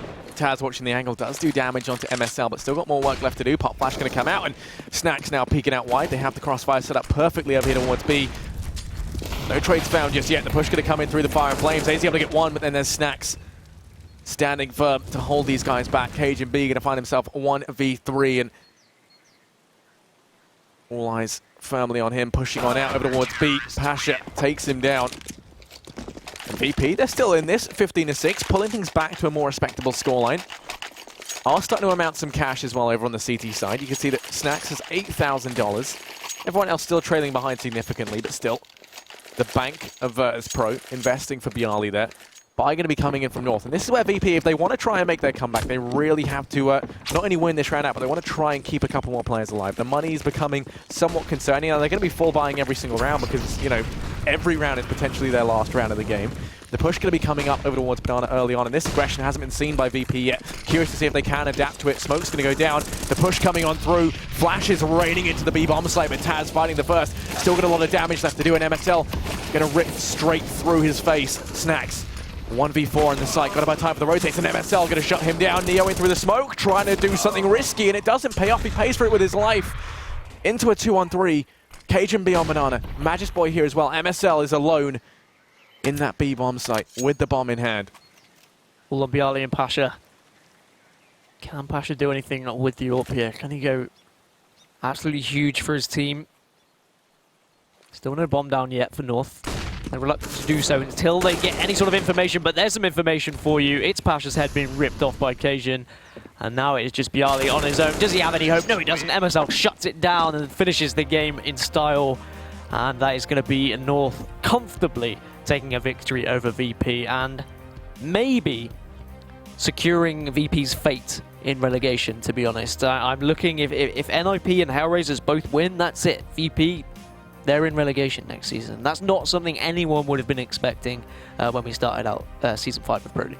Yeah, you know, we all know that VP are bad online, but it's just, you know, how low are they going to sink, essentially? And I don't think anyone, you know, it's like they have an anchor tied to them at this point. They just kind of keep falling, and that's a huge problem for them in terms of their mentality. But the kind of defining fact is, I hope when we see them go back online, they just have that return to form and everyone can kind of take solace in that at least. North played extremely well there as well. At the same time, it wasn't really anything stand out from them. They were just clearly very confident, and that's something that lended itself to them very well up against VP. We saw, as you kept addressing the aggression down through middle, it kept catching them off guard. You could see that North had such a good idea of the buys that were coming in from VP. And I mean, look, here's an example of just that. Config with that ridiculous flick. It still makes me happy now just thinking about it. But we speak about how far can Virtus Pro fall. They're going to be in relegation, so they will compete against a team that is being promoted from the Premier next season. Is there a possibility of them even losing that, do you think? Looking at the teams that we know are I believe they're playing up against either Big or Penta, right? That's what it's looking like if they do end up going down to it. And I was actually speaking to a couple of people about this earlier, you being one of them, and in all honesty, I think Big are doing very well online. VP, they've had that fall from grace, and I think heading into the relegations, I'm not entirely confident right now, and this is a very big deal. I'm not entirely confident that, you know, they could win this relegation game. We usually see them have a drop-off online, but this is almost unlike anything we've kind of seen before. It would be naive of me to say that it's that they wouldn't win, because they are a team, as I said, that can go from being, one of the best teams in the world to very quickly being one of the worst in kind of the pro scene at the drop of a hat, seemingly. And that's even more volatile online. At least on land, they're fairly consistent, right? But yeah, heading into that relegation spot, if they end up in it, I'm not entirely confident of what exactly the outcome of that would be. I think a lot of people think VP will be able to win it straight up, right? But I'm not sure if that's the case. Depends what VP turns up. I think, as you said, like it's going to be Virtus Blau or Virtus Throw. Yeah, exactly. That's going to be the real difference. On the other side of the spectrum, then, we have North, who now will find themselves on 54 points. If Mouse lose their first game, that means North comfortably will just win the groups outright, which will be a very good feeling going into finals, of course. And really, they just looked like a completely different side from what I was expecting from the start of the season. I was not thinking that VP were going to be falling this badly. I was expecting to see VP kind of the VP that I've seen on LAN so many times. But I guess I should have learnt my lesson from last season of Pro League, when VP were just near the bottom as well. But they were able to pull it out when it came to it. They weren't in relegation last season, so I was thinking they were going to be able to do the same this season. I'm just really worried for them, to be honest. I mean, perhaps results are going to go their way and they still have a chance to get out of that relegation, but even looking at their round difference, to be honest, I think this one's going to be a little bit of a struggle for them. I mean, it went from being something that rested entirely on their shoulders. If they won both of these, then they could have very well done it on their own backs. But now it becomes a lot about what the other teams do and their outcomes as well. I mean, like you said, you have to rely on the fact that it's NIP and Hellraisers, right? That they don't win out their games and stay where they are. That's the only feasible way that VP can try and lift themselves up. If we see those games, go the way of NIP or Hellraisers, then that's when things get called into question. And it's not a nice feeling relying on someone else's game to affect your own, right? The ball is no longer in their court. They have to pick this up to even stand a chance to begin with, which, moving into cash, I mean, I'm really not that confident in it. I wonder whether they are going to be checking out the results elsewhere to see how they are standing, but of course, Inferno is nicely finished there, but we're going to be moving on to cash very shortly. So we're going to go for a quick break. Don't go anywhere. We'll see you soon.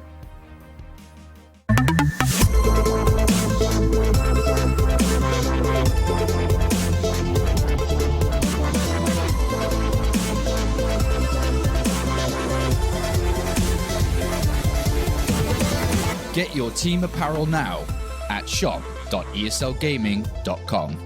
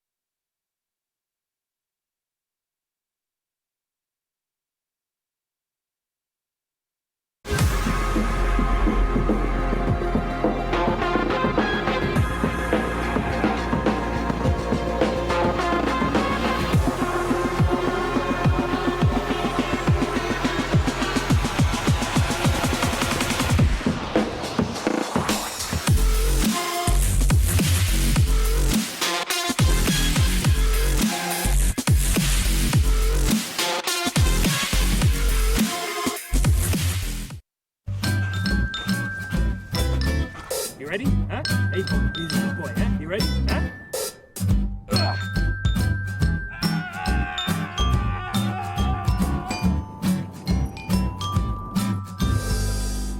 Start your esports career now at play.eslgaming.com.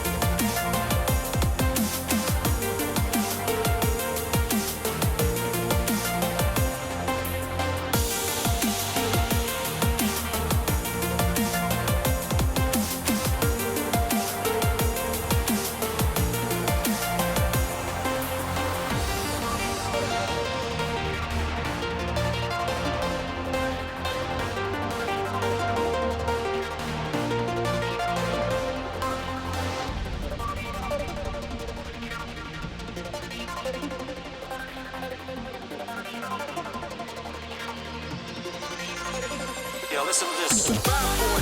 Come on.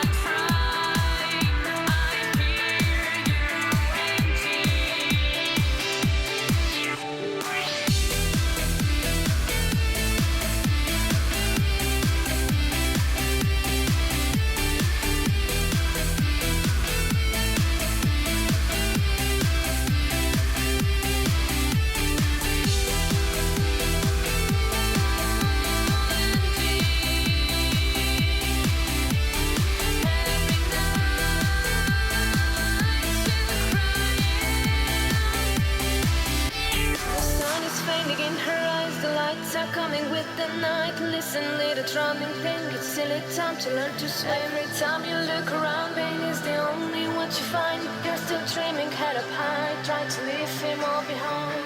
Your black eyes betray you empty. Your tears can't heal you.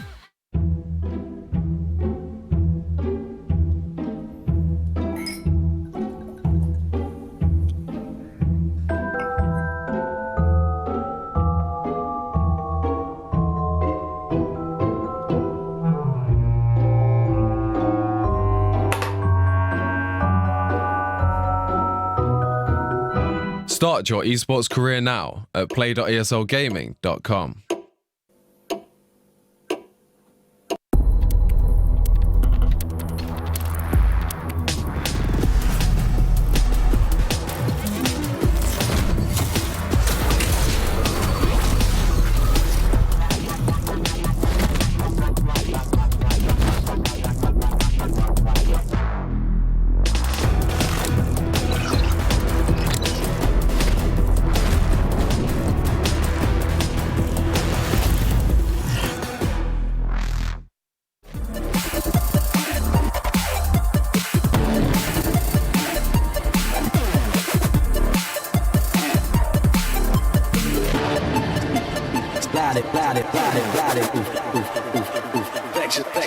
Flexion.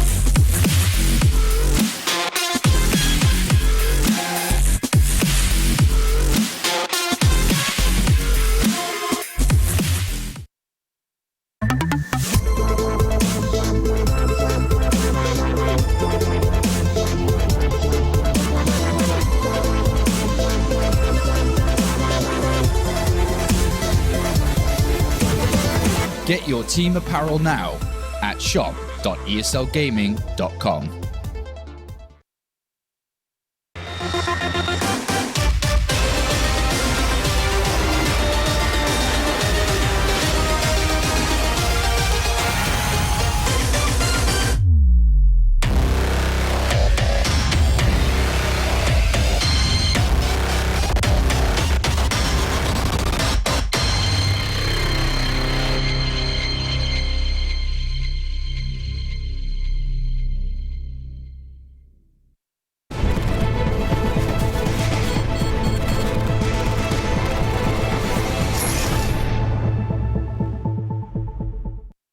Welcome back, everybody, to the ESL CSGO Pro League. We are having a fantastic match on our hands between Virtus Pro and, of course, we're seeing really the fall of Virtus Pro. We're not expecting them, we weren't expecting them to be where they are. They are currently competing in relegation. My name is Dan Gaskin. I'm joined by Just Harry. Not Just Harry, but his name's Harry, but he calls himself Just Harry. Just to make matters that much more confusing. Just to make everything nice and confusing. But of course, they're going up against North. North, I now have been told, have actually won the group stages because Mouse, they did lose to Fnatic 16-10. So that means North are sitting top and sitting nice and pretty there at the top of the table on 54 points. But there's been a lot of results going around the scene, and I'll try and kind of maneuver my way around them as best as I can and try and update you, Harry, as well as the audience. So LDLC beat Kinguin.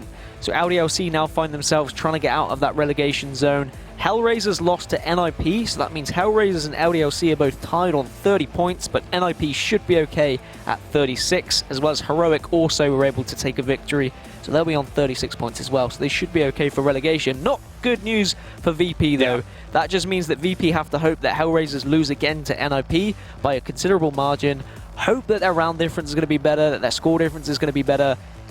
They're clutching at straws, to be honest. It's going to be very difficult for not VP. only that, but they have to pick up this map, right? Against North, so, yeah.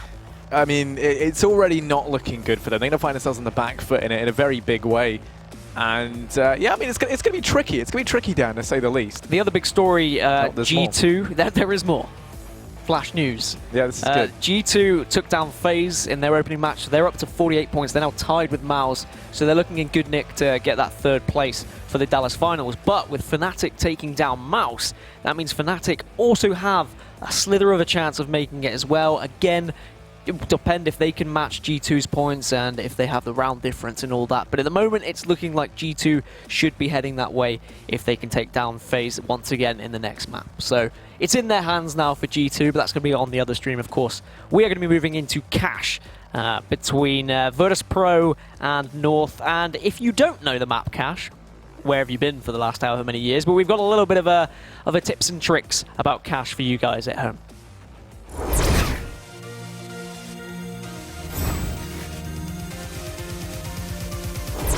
Hey Future Pros! Today I'll be teaching you guys the crisscross smokes on Cash. This is a two-man execute, so make sure you and a buddy both buy smokes. This wall of smoke will allow you to take mid in a safer manner. You both have to line up with the center of this doorway. Position yourself so you and your buddy are aiming at the opposite side of this doorway. This is great for taking vent control or just securing close mid for a later strat.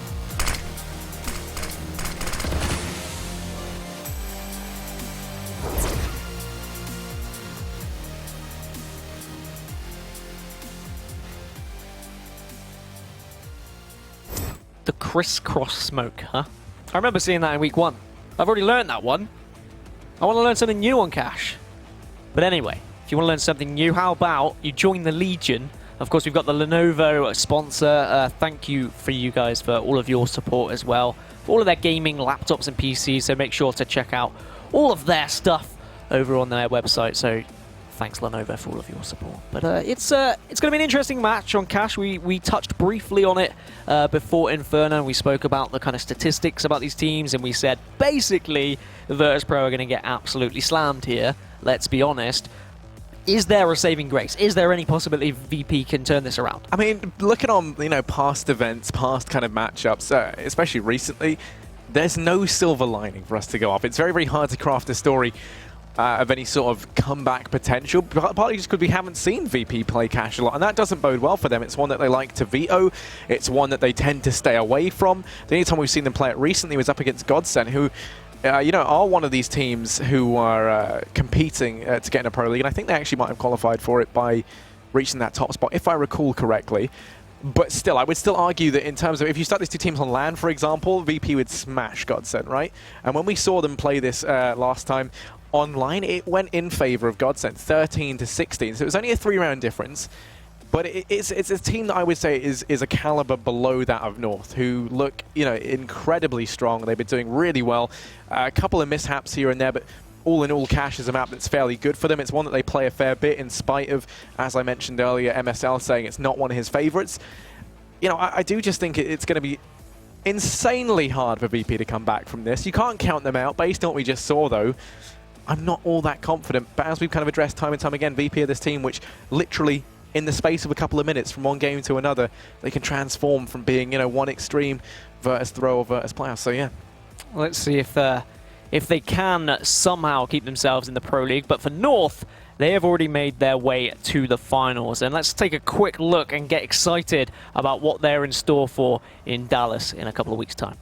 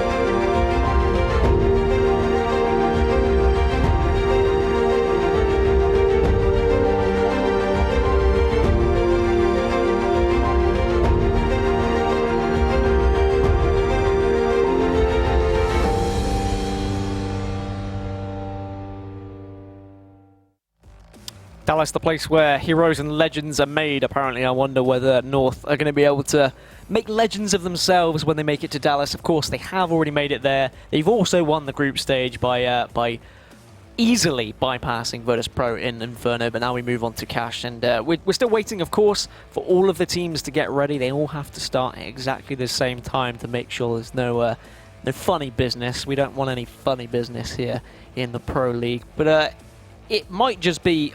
Could we be looking at a 16-0 is the question I'm going to put on the plate for you, and you could have a little nibble on it. That's a little bit more difficult a question. Yeah. I feel like that's a lot down to luck if I get that right, because the pistol round can have such a huge impact. Pistol rounds are very much wild cards, so that's kind of the issue. I mean, we've seen them 16-1 in IP. We've seen them beat teams like FaZe, not necessarily comfortably, because they've lost a couple of times to FaZe as well, but all the scorelines have always been close, right? And FaZe, looking insane right now. We've seen them win up against a whole bunch of teams, and every time they have played on Cash, it's looked close for the most part. A 16-1 to NIP is kind of the closest we've seen them to 16-0ing anyone, so, I mean, it's going to be tricky because NIP also a team that can be wildly inconsistent. At the same time, I feel like even right now, I would head my bets on NIP being able to beat VP comfortably in an online game. Yeah. So going off of the benchmarks, I mean, it's not impossible. I can't definitely say whether or not we'll be seeing that. But for the sake of, for the sake of argument, I'm going to say no. I'm going to say VP should be able to get some rounds at least.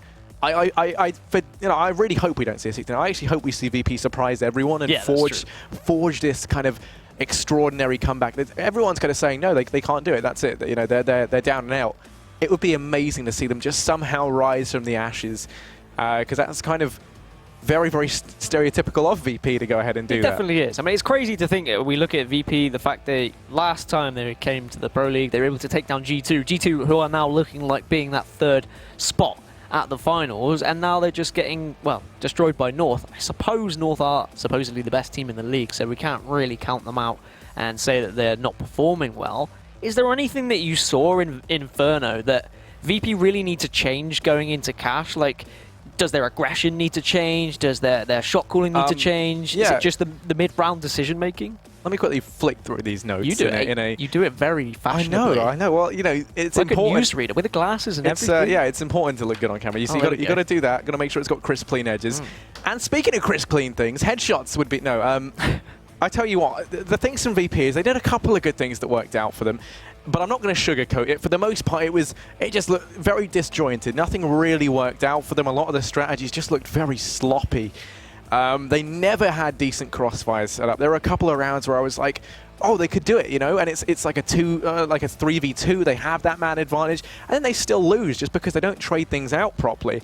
And in the rounds where they did win, it's because they were getting these trades. You know, sometimes they didn't even necessarily find the opening kill. They would just be able to trade things out efficiently, as you would expect from, you know, arguably one of the best teams in the world. And they just really didn't show that. They didn't show that most basic of skill that separates teams, I would say, in Premier from teams that are in the Pro League is kind of that communication and the trust in your teammates. And we didn't see any of that. I mean, for the most part, a lot of times when they were dying, me and you were kind of complaining that there were no trades, there were no crossfires set up in the afterplants. Yeah. And that's when they did finally get the bomb down. There were just problems across the board from VP, and it's a shame to see because we know that they have such a high skill ceiling, and right now they're down in the skill basement. I mean, you know, they're struggling. It's just the basic things that we need to see them performing well. Well, we're still waiting for all the teams to ready up, so whilst that does happen, we are going to go for a very quick break. We'll be back in a few minutes' time. ESL Pro League is brought to you in part by Logitech G, Pay Safeguard, Legion by Lenovo, Mountain Dew League, and ESEA. I can't understand people watching somebody play a computer game.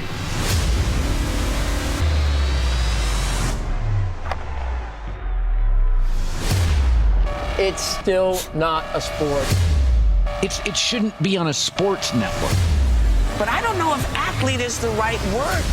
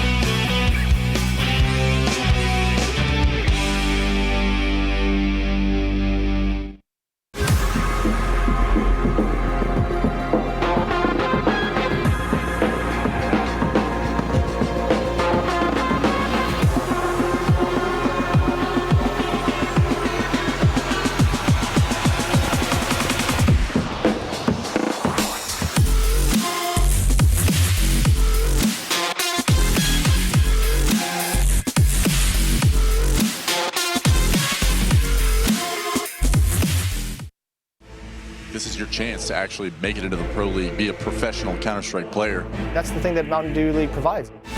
Kingwin, you know what? If anybody has a shot at 2-0, it's Kingwin. Beautiful Counter-Strike. You usually only see that into the professional level of things. We are one of the youngest team in top 20. Many teams can underestimate us and we can surprise them with our tactics, show our Polish power. Welcome back, everybody, to the ESL Pro League. Looks like we're just about ready to get into the game between Virtus Pro and North. It's going to be on Cash.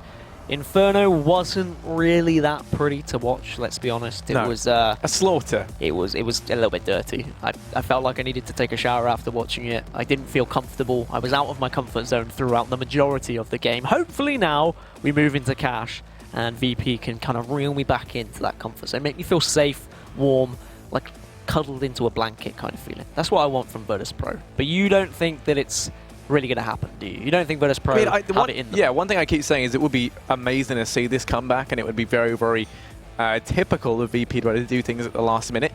It's just, in moving into cash of all maps, it's going to be tricky. And actually, you know, we can listen to us blather on and on about this all day.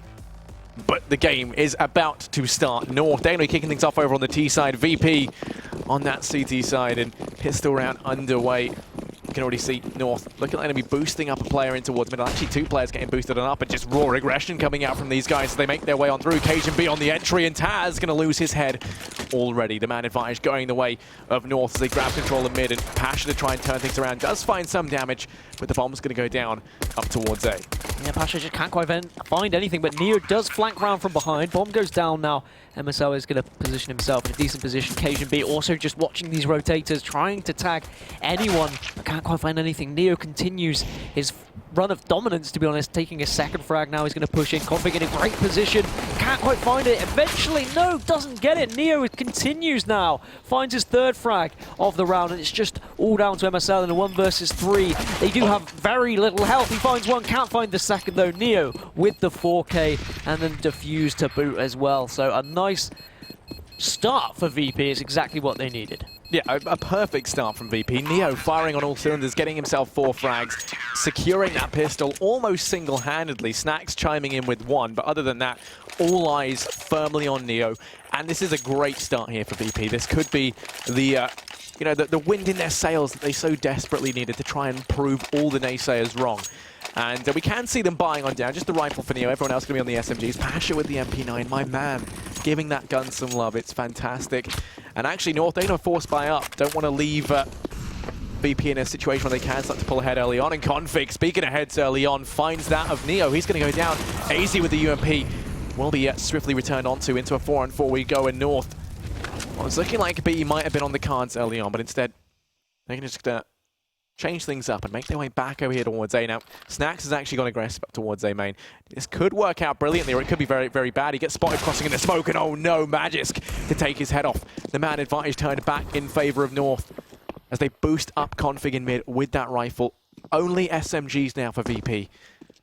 Bialy, I say that actually, he's gone and got himself a rifle. He's over here towards this B-bomb site, just biding his time.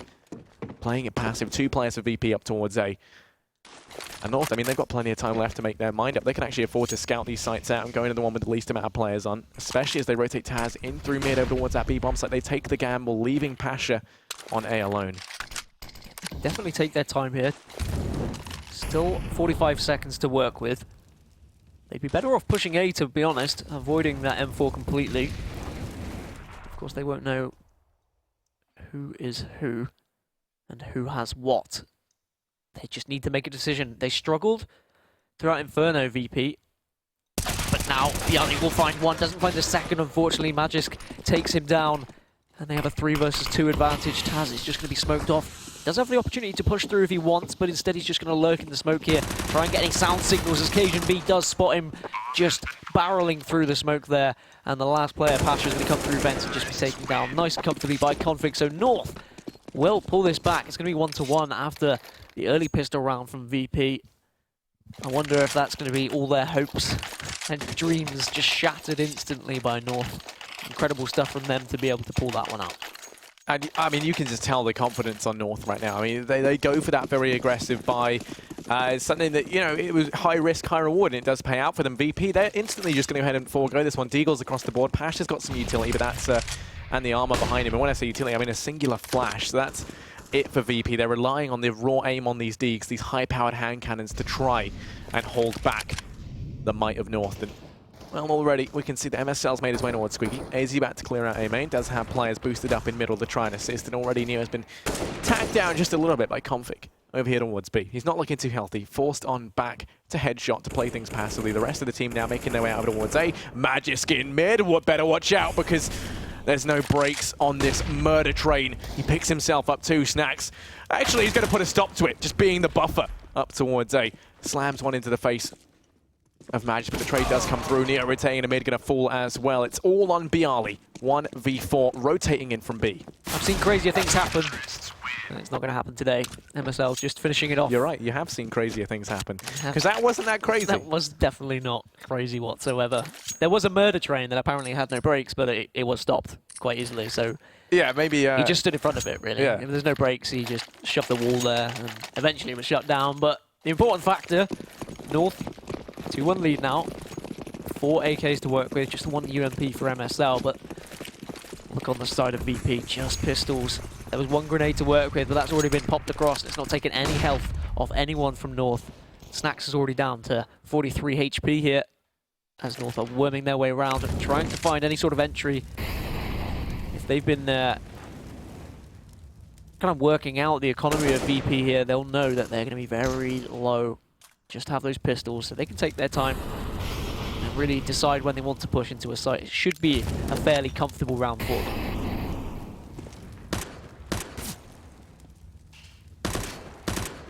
MSL railing some shots down on towards Highway. The execute coming out in mid, and Magisk once again lining them up, knocking them down. They're nothing but fleshy dominoes to him as he finds himself 3. It's all on Pasha. USP in hand, trying to rain some silence death in from afar. AZ having a good time. Why not? Pasha. The lurk comes in from Kongford, but it's MSL to find the frag. North, they take it 3-1. The buy can finally come in from VP. He must be breathing a collective sigh of relief. They can finally get those rifles to try and counteract North. But I mean, really, we have to see them find something early on, I would say. If we let North get into that situation where they're so confident, they already are so confident coming into this. If they don't immediately kind of have that harsh reality hit them that, you know, this isn't a team you can just run rings around, then they're going to do exactly that. I'm still reeling about fleshy dominoes, to be honest. I know.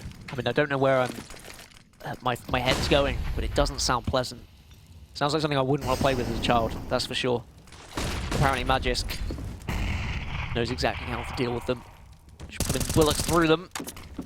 Nobiali is just going to try and take any sort of position to help his teammates here, but North have still managed to get their way onto the site. Pasha once again tries to go through vents. It's not going to happen either. Neo gets caught out in the smoke, and North have well and truly taken control of this site.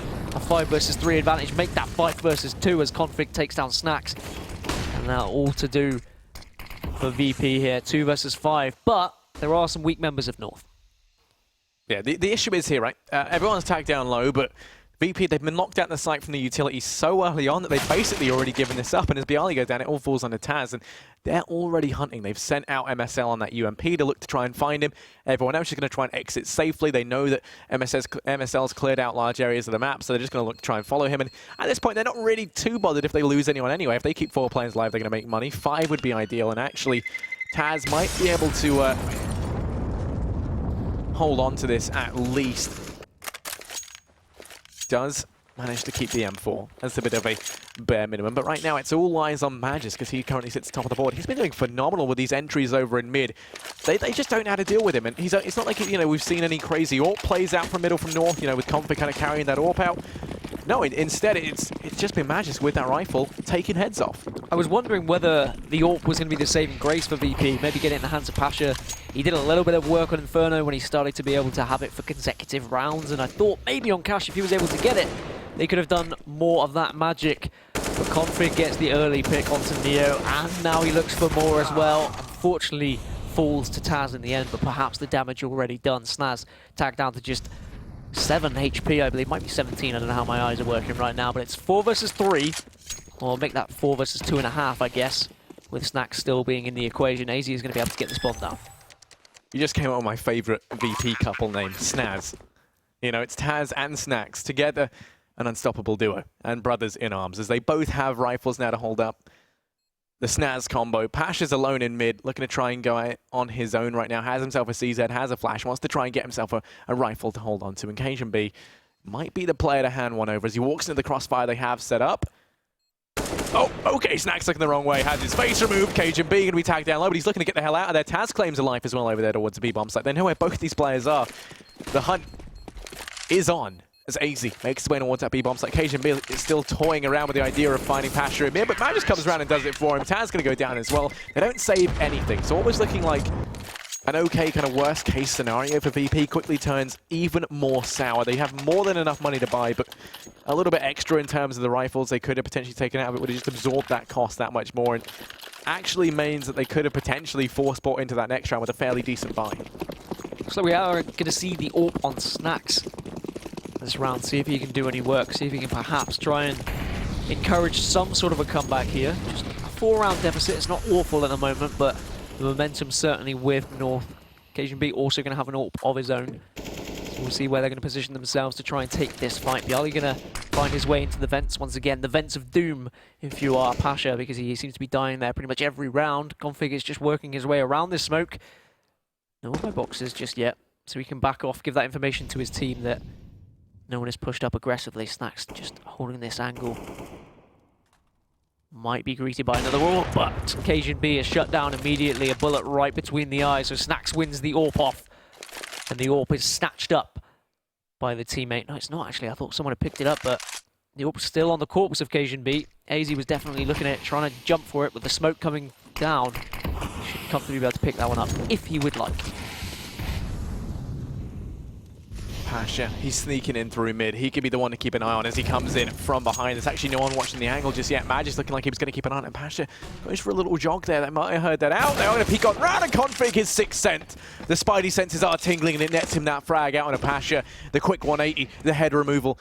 Just perfect from him to put it back into a 4-on-4. Taz and Snacks, they're going to do some serious work between them though, with Snacks.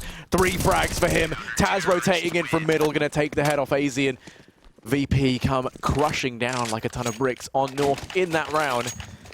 A nice change from them. I mean, look at Snacks did phenomenally well. Taz holding off mid as well, but I mean, it was Snacks who stopped that push out towards the A-bomb site. He gets the bomb dropped over towards Fork, and then it makes it nice and easy for the players to rotate on up and just deny them grabbing that bomb. So 2-5 as VP do pick up that second round. The Snaz combo. The Snaz. At it again. Back at it again with the Snaz combo. And VP trying to claw their way back into this. As I said, perhaps that AWP is going to be the saving grace for them. Snacks was able to out-AWP Cajun B in the previous. Can he do it again? Cajun B did take a very aggressive angle, but I guess you've got to when you're on the terrorist side. As Config, round after round, he's been working his way around towards B site.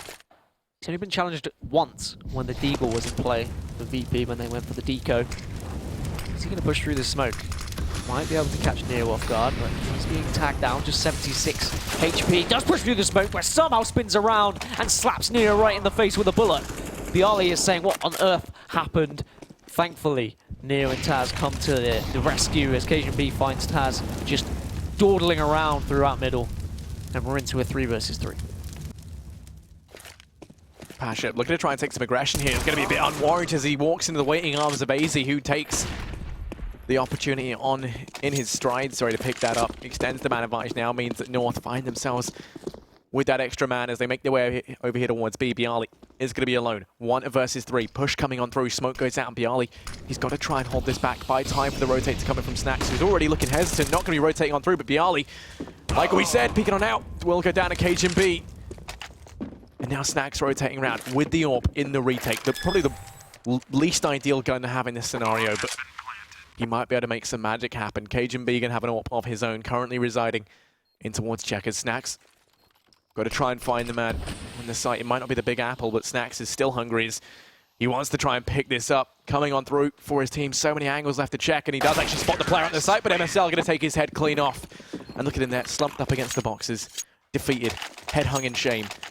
As North, they pick up the round, and they reset the economy of VP. Our VP slowly hurtling themselves out of Pro League, or at least into the relegation anyway. If they lose this map, they will be competing in the relegation matches against the people trying to promote themselves from Premier. Certainly not where I expected them to be at the end of the season, but I'm sure there are many fans as Cajun B finds an opening frag onto Pasha as well. He was trying to get aggressive, see if he could find anything. The rest of VP are just going to hold their fort, hold these angles. Maybe I would have liked to see something a little bit different from VP in this situation. I'd like to see them all aggressively push someone, but instead they're just going to sit like ducks and wait for North to push in. And North should be able to comfortably rattle them off one by one. Easy pickings it should be with the weaponry that they have. Just going up against pistols, and then we have it 7-2. Maybe VP being a little bit too conservative there. I would have liked them to get a bit aggressive, do something a little bit different, try and surprise North. But no surprises were had. And we are at 7-2, Harry. Yeah, the AWP going to be on Pasha, and this could be perhaps a bit of a turning point. Up until now, Pasha hasn't found a single frag. He's done some damage, but that has been it. And now that he's got that AWP in hand, we said how, it was quite nice to see him, quite refreshing to see the AWP out on Inferno. Can it make all the difference? Oh, he's already going to lose his life down in mid. Cajun B taking that first frag, putting North in a great spot early on, leaving them very much in the driving seat. And Snacks got to watch out because Magisk is here and he's spraying on through. Looking to try and open things up and extend that advantage that much more. Player will be boosted up in the form of Taz. Snacks is here as well. That smoke going to go down as Snacks just falls on back in a relative safety over towards Forklift. The Molotov will push him back. They'll look to try and catch him out, but actually going to pop flash himself on through. Second pop flash comes out, but Magisk turns away and AZ's there to reinforce. All of this falling onto the shoulders of Taz. The rotate already coming in from Bialy. Neo going to be on the site soon as well, but Taz doesn't get anything done. 2v4. The bomb still not even down yet. And you know what? You try to hand it over to your other. Try to hand it over to you, Dan. I'm sorry there. But oh my God, AZ! He doesn't give us time for transitions. That man just takes heads clean off. And there we go, 2-8. North 6 rounds ahead on the back of an amazing performance across the board. But really, I'm looking at Magisk and Cajun. Phenomenal stuff from them. Another Rico for VP. Are they going to try something a little bit different now? Do you go for a full 5-man stack? Do you go for a rush through middle? Looks like a pretty default setup, unfortunately. But I guess at this point, maybe they have just giving up. Snacks is just going to poke out, see if he can do anything with the 5-7 here. Does rattle down Magisk somehow, so it's a 5 versus 4, but in comes Cajun B just to finish him off. But he is slightly out of position. We'll see the rest of Virtus Pro try and take him down. Pasha just finally getting his first kill with the Deagle there, and it's a 3 versus 1. Make that 2 versus 1. Just config on his own now. So are Virtus Pro going to make this round work just with pistols here? Yeah, they invested next to nothing, and now it's all on config. 1v2. Making its way over towards middle. You can see that Neo's gone aggressively up towards B. Gets a lot of information on the back of this, but it does leave Taz to face off against config. And if he makes the decision to peek out mid, this could be terrible. Neo is in a great spot to peek on out, but it's going to be Taz to find the frag. And VP on the back of just pistols. No armor. They go ahead and they win themselves a 3rd round. 3-8 right now. Still very much in this. There's still the opportunity for them to try and forge an epic comeback. They will have a double AWP set up in play. Snacks and Pasha with that. Curious to see how they opt to play this. I imagine we're going to be seeing one over towards A and then one out mid, but you could see one of these guys try and take the peek over towards B, but no, instead they opt to go for the A and mid split. That's one of the first times we've seen North really be punished for their sheer aggression, to be honest. They knew the VP were going to be on the eco. They pushed out aggressively to mid, and they were all caught with their pants down, to be honest. VP just able to rattle shot after shot and catch each North member off guard. Speaking of being caught off guard, we saw Taz trying to creepy crawly through the smoke, but he's hit right in the forehead with a bullet. And now they're a man down. Is Neo going to be aggressively pushed by this North roster here, or are they just going to take their time? Of course, plenty of it to work with, as smokes still come through just to try and delay this round a little bit more.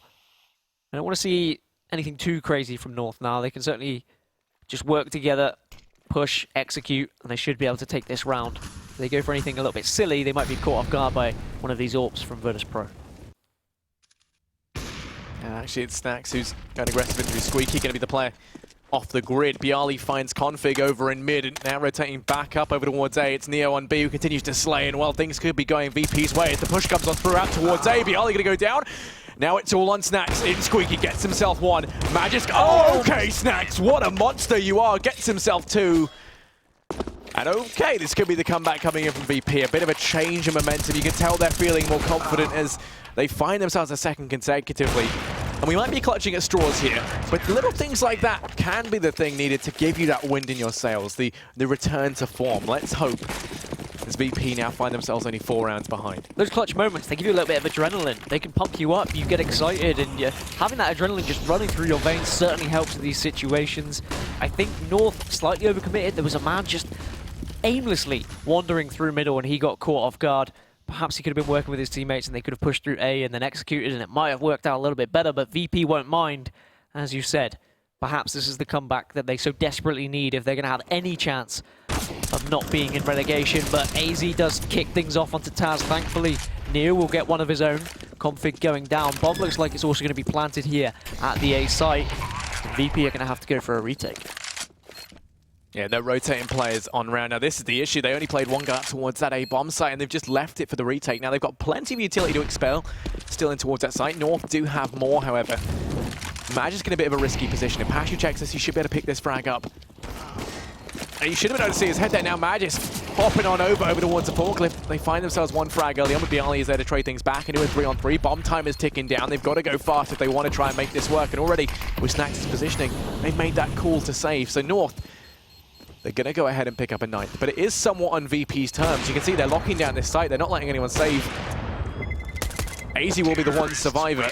And the one thing that inspires a bit of confidence for me there is that VP made that decision. It's not like North out-aimed them necessarily. It was kind of a mixture of a risky retake decision early on that didn't pay off. They admitted their mistakes. They've saved themselves up 2 ops. They've got money to buy into this round. So all is not said and done just yet. And I think if VP pick up 6 rounds, it's going to be looking at a good bastion of hope for them to focus on into the second half at least. And that was where the struggle came from Inferno, really, with Virtus Pro. It was their mid-round decision-making. Certainly on their terrorist side, they were really struggling as to where they wanted to push. They were leaving it too late. And it's nice to see them to make a decision nice and early there with the retake. Say, no, look, we need to save these weapons. But Bialy's going to get slightly aggressive. The flash actually means he does survive. But there's going to be several members of North running into his M4. He only gets the 1 in the end before the trade comes off. Now KGB's going to push in and find the AWP kill onto Neo. They have a man advantage. It's 4 versus 3. They are going to push onto this site with Molotov. They have all the utility as well. VP just stuck behind all of this smoke as they're going to try and get this bomb onto the site. Can Pasha find anything with these random aimless AWP shots? Looks like the answer is no. No one's going to be frustrated by a lucky shot today. And now VP once again have to make that decision, Harry. Do we go for the retake or do we save this? No, definitely not. Right, retaking this B-bomb site with 2 AWPs is almost a near impossible task. They had a nice bit of utility, but it does make more sense for them to go to the save. They're a man down heading into it. They haven't exactly been hitting their shots reliably, and even for a team that has been hitting those shots, heading into it, when you're locked out the site, there's still a lot of utility left on North to try and keep them out that much longer. You've got 2 AWPs, so you've got very little mobility. The one thing that they can do is lock down these angles at least, and that's what we're seeing now from Pasha, as he does just dispatch of AZ there as he looks to go hunting. Puts it back into a 3-on-3. They keep the double AWP set up for the next round. Taz going to maintain that M4. It does mean North get themselves a 10th, so playing very conservatively with those weapons. But once again, I mean, it's the right decision to make. That's kind of the sad part is, you could have argued they should have gone for that, but if they had, the situation in this round would have been abysmal had they lost. The buy would have been near on impossible. And this time, when you look at it, it's fairly formidable. You've got 2 AWPs, 2 rifles, the UMP on Neo, which is incredibly, viable strategy at this point in the meta. So things aren't that bad for them here. They could find themselves with a 5th. Trouble is with this double setup is that North have been able to quite comfortably walk on into sites ever since the double AWPs come through. Really need these shots to be hit. Bialy in a very important position once again. He's going to be able to catch anyone out. Yes, he does find Config. Looks for a second. Can't get it, though. MSL and AZ pick up a kill each. Now the smokes will come off, and they're going to get this bomb down once again. Now VP have to go for the retake, because, of course, it's the last round of the half. Pasha trying to do what he can with the AWP here. Does have a little bit of utility with his teammates as well. But they need to move, and they need to move very quickly if they're going to be able to get a 5th round on the board here. The one handy thing is that Magic is actually on the flank, and if they hear this out, then it's going to be great for them. But if they don't, he now comes in and can just line them up. Start wrecking these players as they come in on the retake. They do manage to deal with him, and now suddenly things get dangerous. It's a 1-on-1. MSL in the site alone, playing it in through the smoke. Going to hear Pasha hop down, spots him moving up onto the site, and takes his head off. The half going to go to the North, 4-11. What an explosive first half. Join us for the second after a very quick break.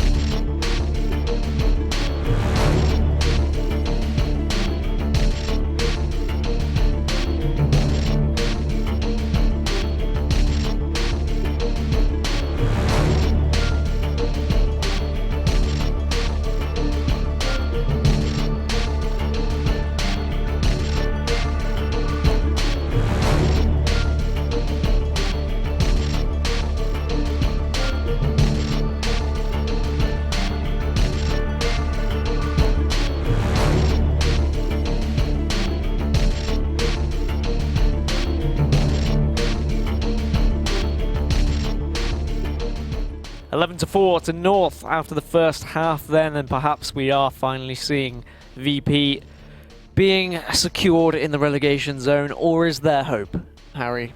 I keep asking you this question, and I keep hoping that you'll say, yeah, they're going to come for a comeback, but unfortunately, I think I know the answer. The one thing that does lean in their advantage a little bit is we saw a couple of players being the ones to step up. And normally that's a bad thing, but on your CT side, you know, it's terrible. But heading into that T side, you can use that one player who's having a great game to just go ahead, make his way into sights, go in swinging, and try and open things up. But I'm clutching at straws to find, to try and find things to remain hopeful on VP here. I hope they can make it a closer game. I hope we can see them pull things back. If they get the pistol, suddenly it does become a little bit more possible. We could see them potentially bring it back to a 7-11 scoreline, and at that point, they're only a couple of rounds behind North, so it's not looking terrible. I think the double AWP setup, something that you said towards the end, and originally I was thinking, it could be a turning point for them in a great way. If anything, I think it was the thing that held them back the most. When you're kind of playing how VP are right now, which is leaving it down at the retakes a lot, you're losing control of B a hell of a lot, and that became a huge issue towards the end. You can't have a double AWP setup in that retake, and I don't know why they kept trying it. They would head into a scenario, it would be a 3-on-4 almost guaranteed, because Bialy over towards that B bomb site was the only player getting work done. And then the AWPs just didn't step up. But, they didn't even bother going for the retake because you've got two of, they didn't want to throw away the AWPs either. Yeah, not only that, but the AWP just isn't a good gun to try and retake a site with, especially on that B-bomb site when you've got a North who are not only hitting their shots, but just had buckets of utility left over. They did, and I'm worried for VP now going into their CT side, into their T side, to be honest, because if we look at the North CT side from Inferno, how aggressive they were getting when they knew their opposition were on those eco rounds. That's something that we weren't really seeing from VP, mainly because they didn't really get that chance because they were constantly behind. But North were just like, oh, okay, they're on an eco, let's just get in their face, let's do the business, let's finish this round. They tried to do it a little bit during their T side then. They were saying, okay, they're on their eco, we can be a little bit more random and sporadic here. We saw a couple of players get caught out through middle that perhaps they could have had a more significant advantage going into this second round if they hadn't done so. So hopefully it won't punish them going into this second half. I'd like to see them continue their aggression, but perhaps not over-aggression, if you know what I mean. Yeah, definitely. And, once again, it's kind of the case of when it comes down to it, they've clearly been... It's just the knowledge of the game and how confident they're feeling means that they can afford to go for that aggression. They've got a comfortable lead, and if they get this pistol, then we're going to see boatloads of aggression coming out from them.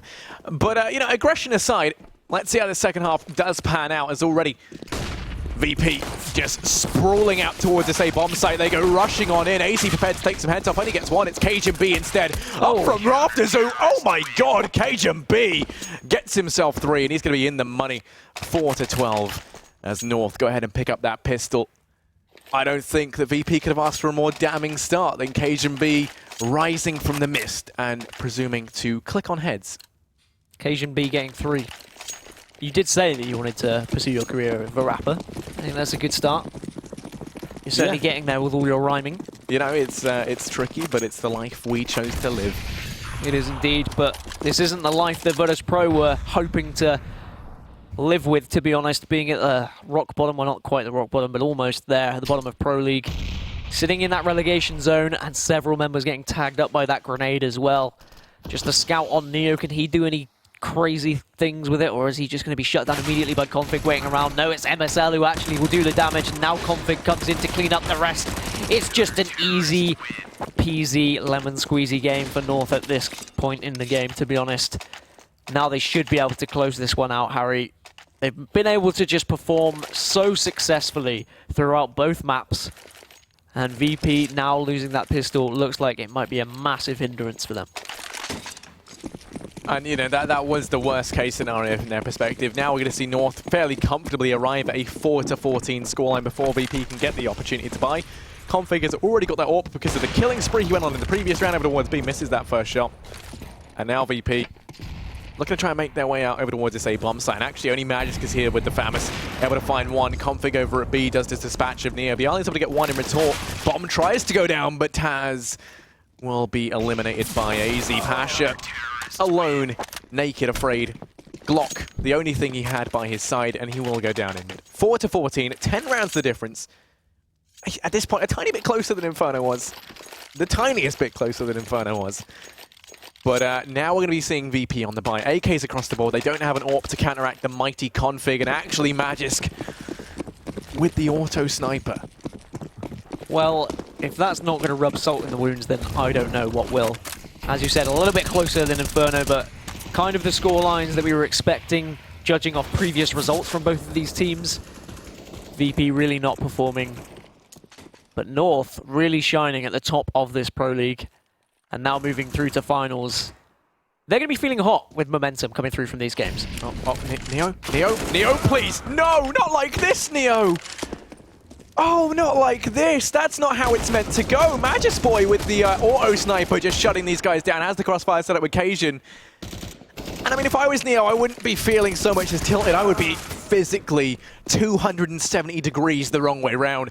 And now it's all Pasha and Snacks who do pull it back into a 2-on-3, back into the realms of possibility. Now they make their way out over towards this A bomb site. Push coming out from Squeaky. They still haven't dealt with Cajun B, who's up towards A main, playing this perfectly. Crossfire set up nicely with config over towards the truck. Now the push coming in through middle. Snacks trying to get this bomb down. They're just railing shots through the smoke. You gotta watch out. And MSL just peeking on through. Snacks trying to push through the smoke. Gets rallied with bullets.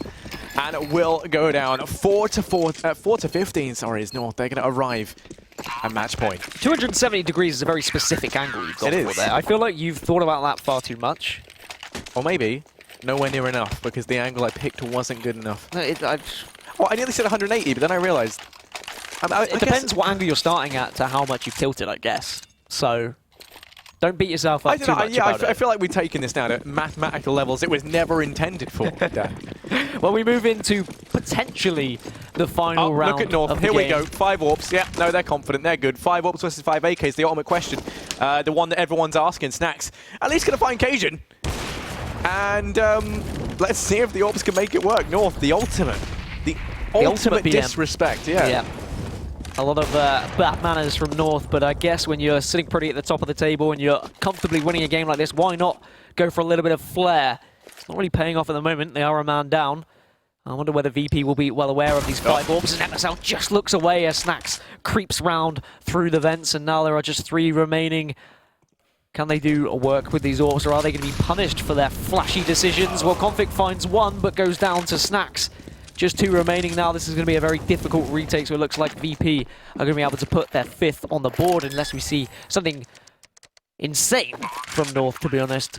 They'd be sensible just to save their weapons, but considering they bought 5 AWPs in the first place, they could do anything this round, but it does look like they are going to be retreating and saving them very sensibly, but I don't really expect anything sensible coming from North from any point here onward. Yeah, I mean, the age-old question, does drop AWP mean win game? Apparently no. No, is the lesson that we just learned. All it takes is Snacks, the AWP killer. He's been struggling a little bit here and there up against players with rifles, but my god, if you hand them an AWP, he will have no trouble annihilating these guys. Currently trying to pull his team on up, get them out of relegation. The only player in double digits for VP. And the same can't be said for North. They've got everyone in double digits. Cajun B right up there at the top of the board. At least VP find themselves another round to stay in this another day. They're going to juggle all these AWPs around there to find like a scavenger hunt organized by North. The buy coming in now. And yeah, playtime is over. They gave VP that kind of 1-round buffer. They've still got 2 AWPs in play, but the double AWP setup is one that's fairly common. VP, they've got a double AWP setup over on the T side at that. And already easy. And MSL over towards mid, trying to lock this down early on. And Config, he's got aggressive over there towards B. North very aware of the scorelines elsewhere. Mouse, of course, losing earlier means that they definitely secure their first place in the groups, which is why we are witnessing them trying things like a 5 AWP setup. Would have been nice for them to end it in style, but they are just going to have to deal with this efficiently and go back to playing the business style, to play the normal style. See if they can do anything in this round to just finish this game up. The VP do seem to perform better when their backs are against the wall. Late on in Inferno they looked a little bit better, but as I say that, Neo just walks into the crosshair of Config and gets a bullet straight into the belly button. Something that I imagine is not very comfortable, to be honest. I mean, their backs can be more against the wall. Their backs are now arguably part of the wall. They've molded to the wall. Yeah. They are the wall. And currently we are north of the wall. Bialy's been boosted on up. 3 players now looking to make their way out towards A main. Cajun B, he's already gone aggressive. They do take that peek and they don't find that opening frag. That could have been the difference maker. Magisboy's been boosted. Bialy does at least deal the damage downrange on an MSL in mid. 4v4, the push coming out towards A. There's only 25 seconds left, but Cajun B gonna go down. Magisboy only able to get 1, and Bialy's doing some more damage. Still wreaking havoc over in mid. It's all on config. 1 versus 3, AWP in hand. Looking to try and clutch this out, making his way up towards middle, spots out the first player, goes for the flick, just trying to land the no-scopes. But it's Bialy to take his head off. 3 frags for him in that round. 6 to 15, and, well, I mean, North, they've got to be worrying a little bit now. Their economy's finally taken a hit, which means that VP should be able to find themselves the lucky number 7. Which then only puts them, what, 8 rounds behind VP. Yeah, that doesn't sound behind particularly North, lucky. sorry. They were 8 rounds behind themselves. I guess that's how they feel right now, to be honest. They have been struggling, and as you said, on social media, they've certainly not been comfortable with their performances. Pasha will just burst out instantly and find 2 players rushing towards him. All 5 of them are going to come hurtling through middle. Just get this round over and done with. Give us some money back so that we can try and finish this game off. Now the buys will come out. Can North close this one out, or are we going to see some sort of spectacular comeback from VP? I was going to say, I mean, this is great for VP. They've got a couple of rounds together now. They've got money in the bank. That's never going to be an issue. They're just going to be force buying every single round, even if that money does somehow whittle down, if there's a lot of close clutches. But regardless for them, it's a good confidence boost. Currently 7 to 15. North realizing maybe they're not out the woods just yet, need to actually focus and start to pull this together. And I mean, you know, you can be in that situation where a team's kind of tilted because they have such a big lead, and then they start to throw these rounds away. And you see a kind of shift in balance, you know, in the tilt. Like, think of it like a seesaw, if you will. Okay. And, you know, right now, North, they're riding high, but they could be plummeting down, lifting VP up. AZ, the only place he's lifting Bialy is to the heavens above as he picks up that first frag. A 4-on-5 ensues. The man advantage in favor of North, and they haven't been able to find anything in retort out towards this A-bomb site. AZ boosted up to peek up the top of the boxes in towards A main. Can only see a smidgen of their heads from where he is, but can still wreak some serious damage as he peeks over the top of the smoke. Going to be trying to take this engagement. The push comes in from Pasha on the AWP. AZ doing the damage, and actually Pasha's going to fall as well in the blink of an eye. It's all on Neo and Snacks, and they're going to line up for Magisboy, who does do some damage, but the crossfire going to be set up. They continue their aggression out towards A, but it's all on Neo. 14 HP in a dream. 4 players for North to try and eliminate him, and he will go down. That is going to be North to pick things up. 2-0, both games, fairly landslide victories in their favor, I think we can afford to say. And sadly, that's exactly what we expected, Dan. And you know what that means, don't you? That means Virtus Pro, they'll be in relegation. Sad day for Virtus Pro fans. Yeah. Us, we're pretty much Virtus I mean, Pro fans. the worst thing about it is when you look at it, Kingwin as well, right? I mean, Kingwin are definitely relegated. They're full on down. It's really not a good day. Things, you know, can only get worse from here on as we do start to learn kind of who else all is the polls going down. Yeah. Not a good day for the Polish. No, not one bit. Hopefully, we can see in that relegation game that VP, they find their footing once again. But that's another bridge to cross when we come to it. As for this game, we saw a dominant performance from North. They were clearly very confident. If you want evidence of that, just look at the 5 AWP round. That shot from Snacks was brilliant. But quite frankly, that was really one of the most impressive things we saw. And, you know, a lucky no-scope in through Squeaky is hardly anything to write home about. That's kind of my one issue. All the rounds they did find, a lot of them seem to be on, you know, mistakes made by North. Like, the ones they got back on the back of that poor economy towards the end were just because North were like, let's buy 5 AWPs, you know? We're already here. We've won. If VP win this out, then, you know, we just don't have our buddies relegated. And that's really it, right? There was nothing in it where I really looked at it and saw something from VP and I was like, damn, that's impressive, you know? And that's what we expect from VP. It is what we expect, and unfortunately they are going to be in the relegation, and we will see elsewhere what's happening. Of course, Hellraisers and LDLC, they're the ones competing for relegation as well. But remember, you can compete in ESEA as well. If you want to head on over to ESEA or play.esea.net, and you can become a CSGO pro, perhaps. And you can battle against some of the best teams in the world, maybe. You might be able to queue into them, and that might be how you become better. And also, remember, there is the Mountain Dew League as well. That's something that you've got to check out. You can say esea.net/MDL is where you can get all the information. And of course, we have the global finals tomorrow here. Well, actually, Saturday and Sunday this weekend here in these studios in Leicester. So that's something you definitely have to check out as well. But that's pretty much it. That's us wrapped up. Any kind of final thoughts about the season, really, in general for you, Harry? Yeah, I think it's been a really interesting one if you're a CSGO fan. I think we've seen some ups, some downs. It's been an emotional roller coaster from beginning to end. It's been something I've loved to be involved in. I don't know about yourself, Dan. I imagine you've enjoyed it just as much. Oh, okay, no. Yeah, he's loved it. No, yeah, I know you have. I got you. And yeah, I think I'm very much looking forward to seeing the finals and how that all shapes out, as well as the relegation games. It's sad to think that one of these teams is going to be gone, but at the same time, very excited to see the teams now potentially rising up from that Premier Division, the Mountain Dew League, and all that good stuff going to be coming up very, very shortly. But yeah, I think that's pretty much it for a slick outro. That's a nice slick outro. And of course, we are actually the first game to finish. So there are games elsewhere going on. Make sure to check out all the links on Twitter and on YouTube as well to wrap up this season and find out who is going to finish where. But from myself, from Harry, from the production team as well, have a wonderful evening or night, and we'll see you next time.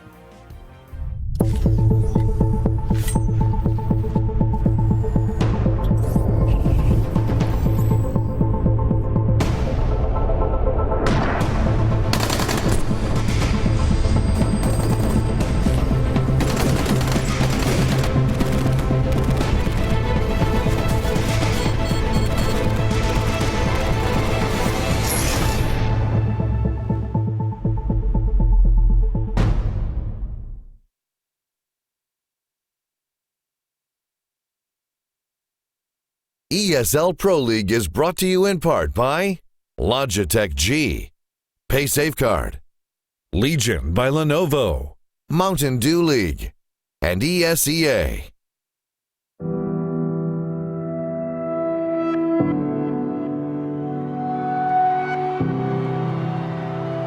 Ladies and gentlemen, welcome to ESL 1 Cologne!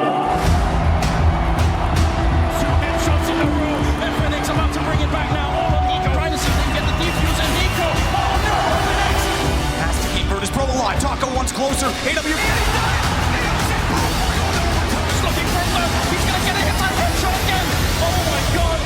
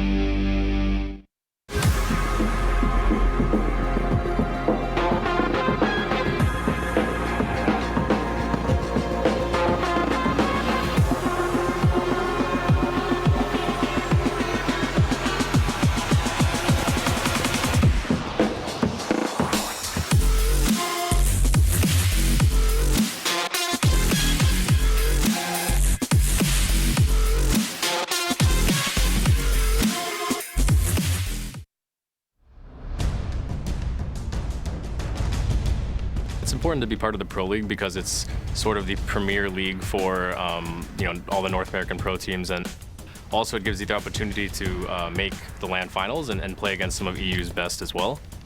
You know, with the sponsor Mountain Dew, can be really good for up-and-coming players.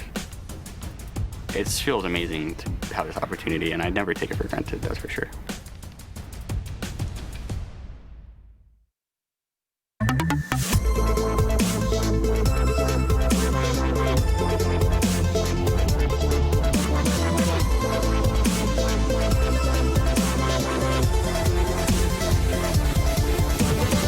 Get your team apparel now at shop.eslgaming.com. Counter-Strike is sharing incredible moments with us and will return to a memorable place.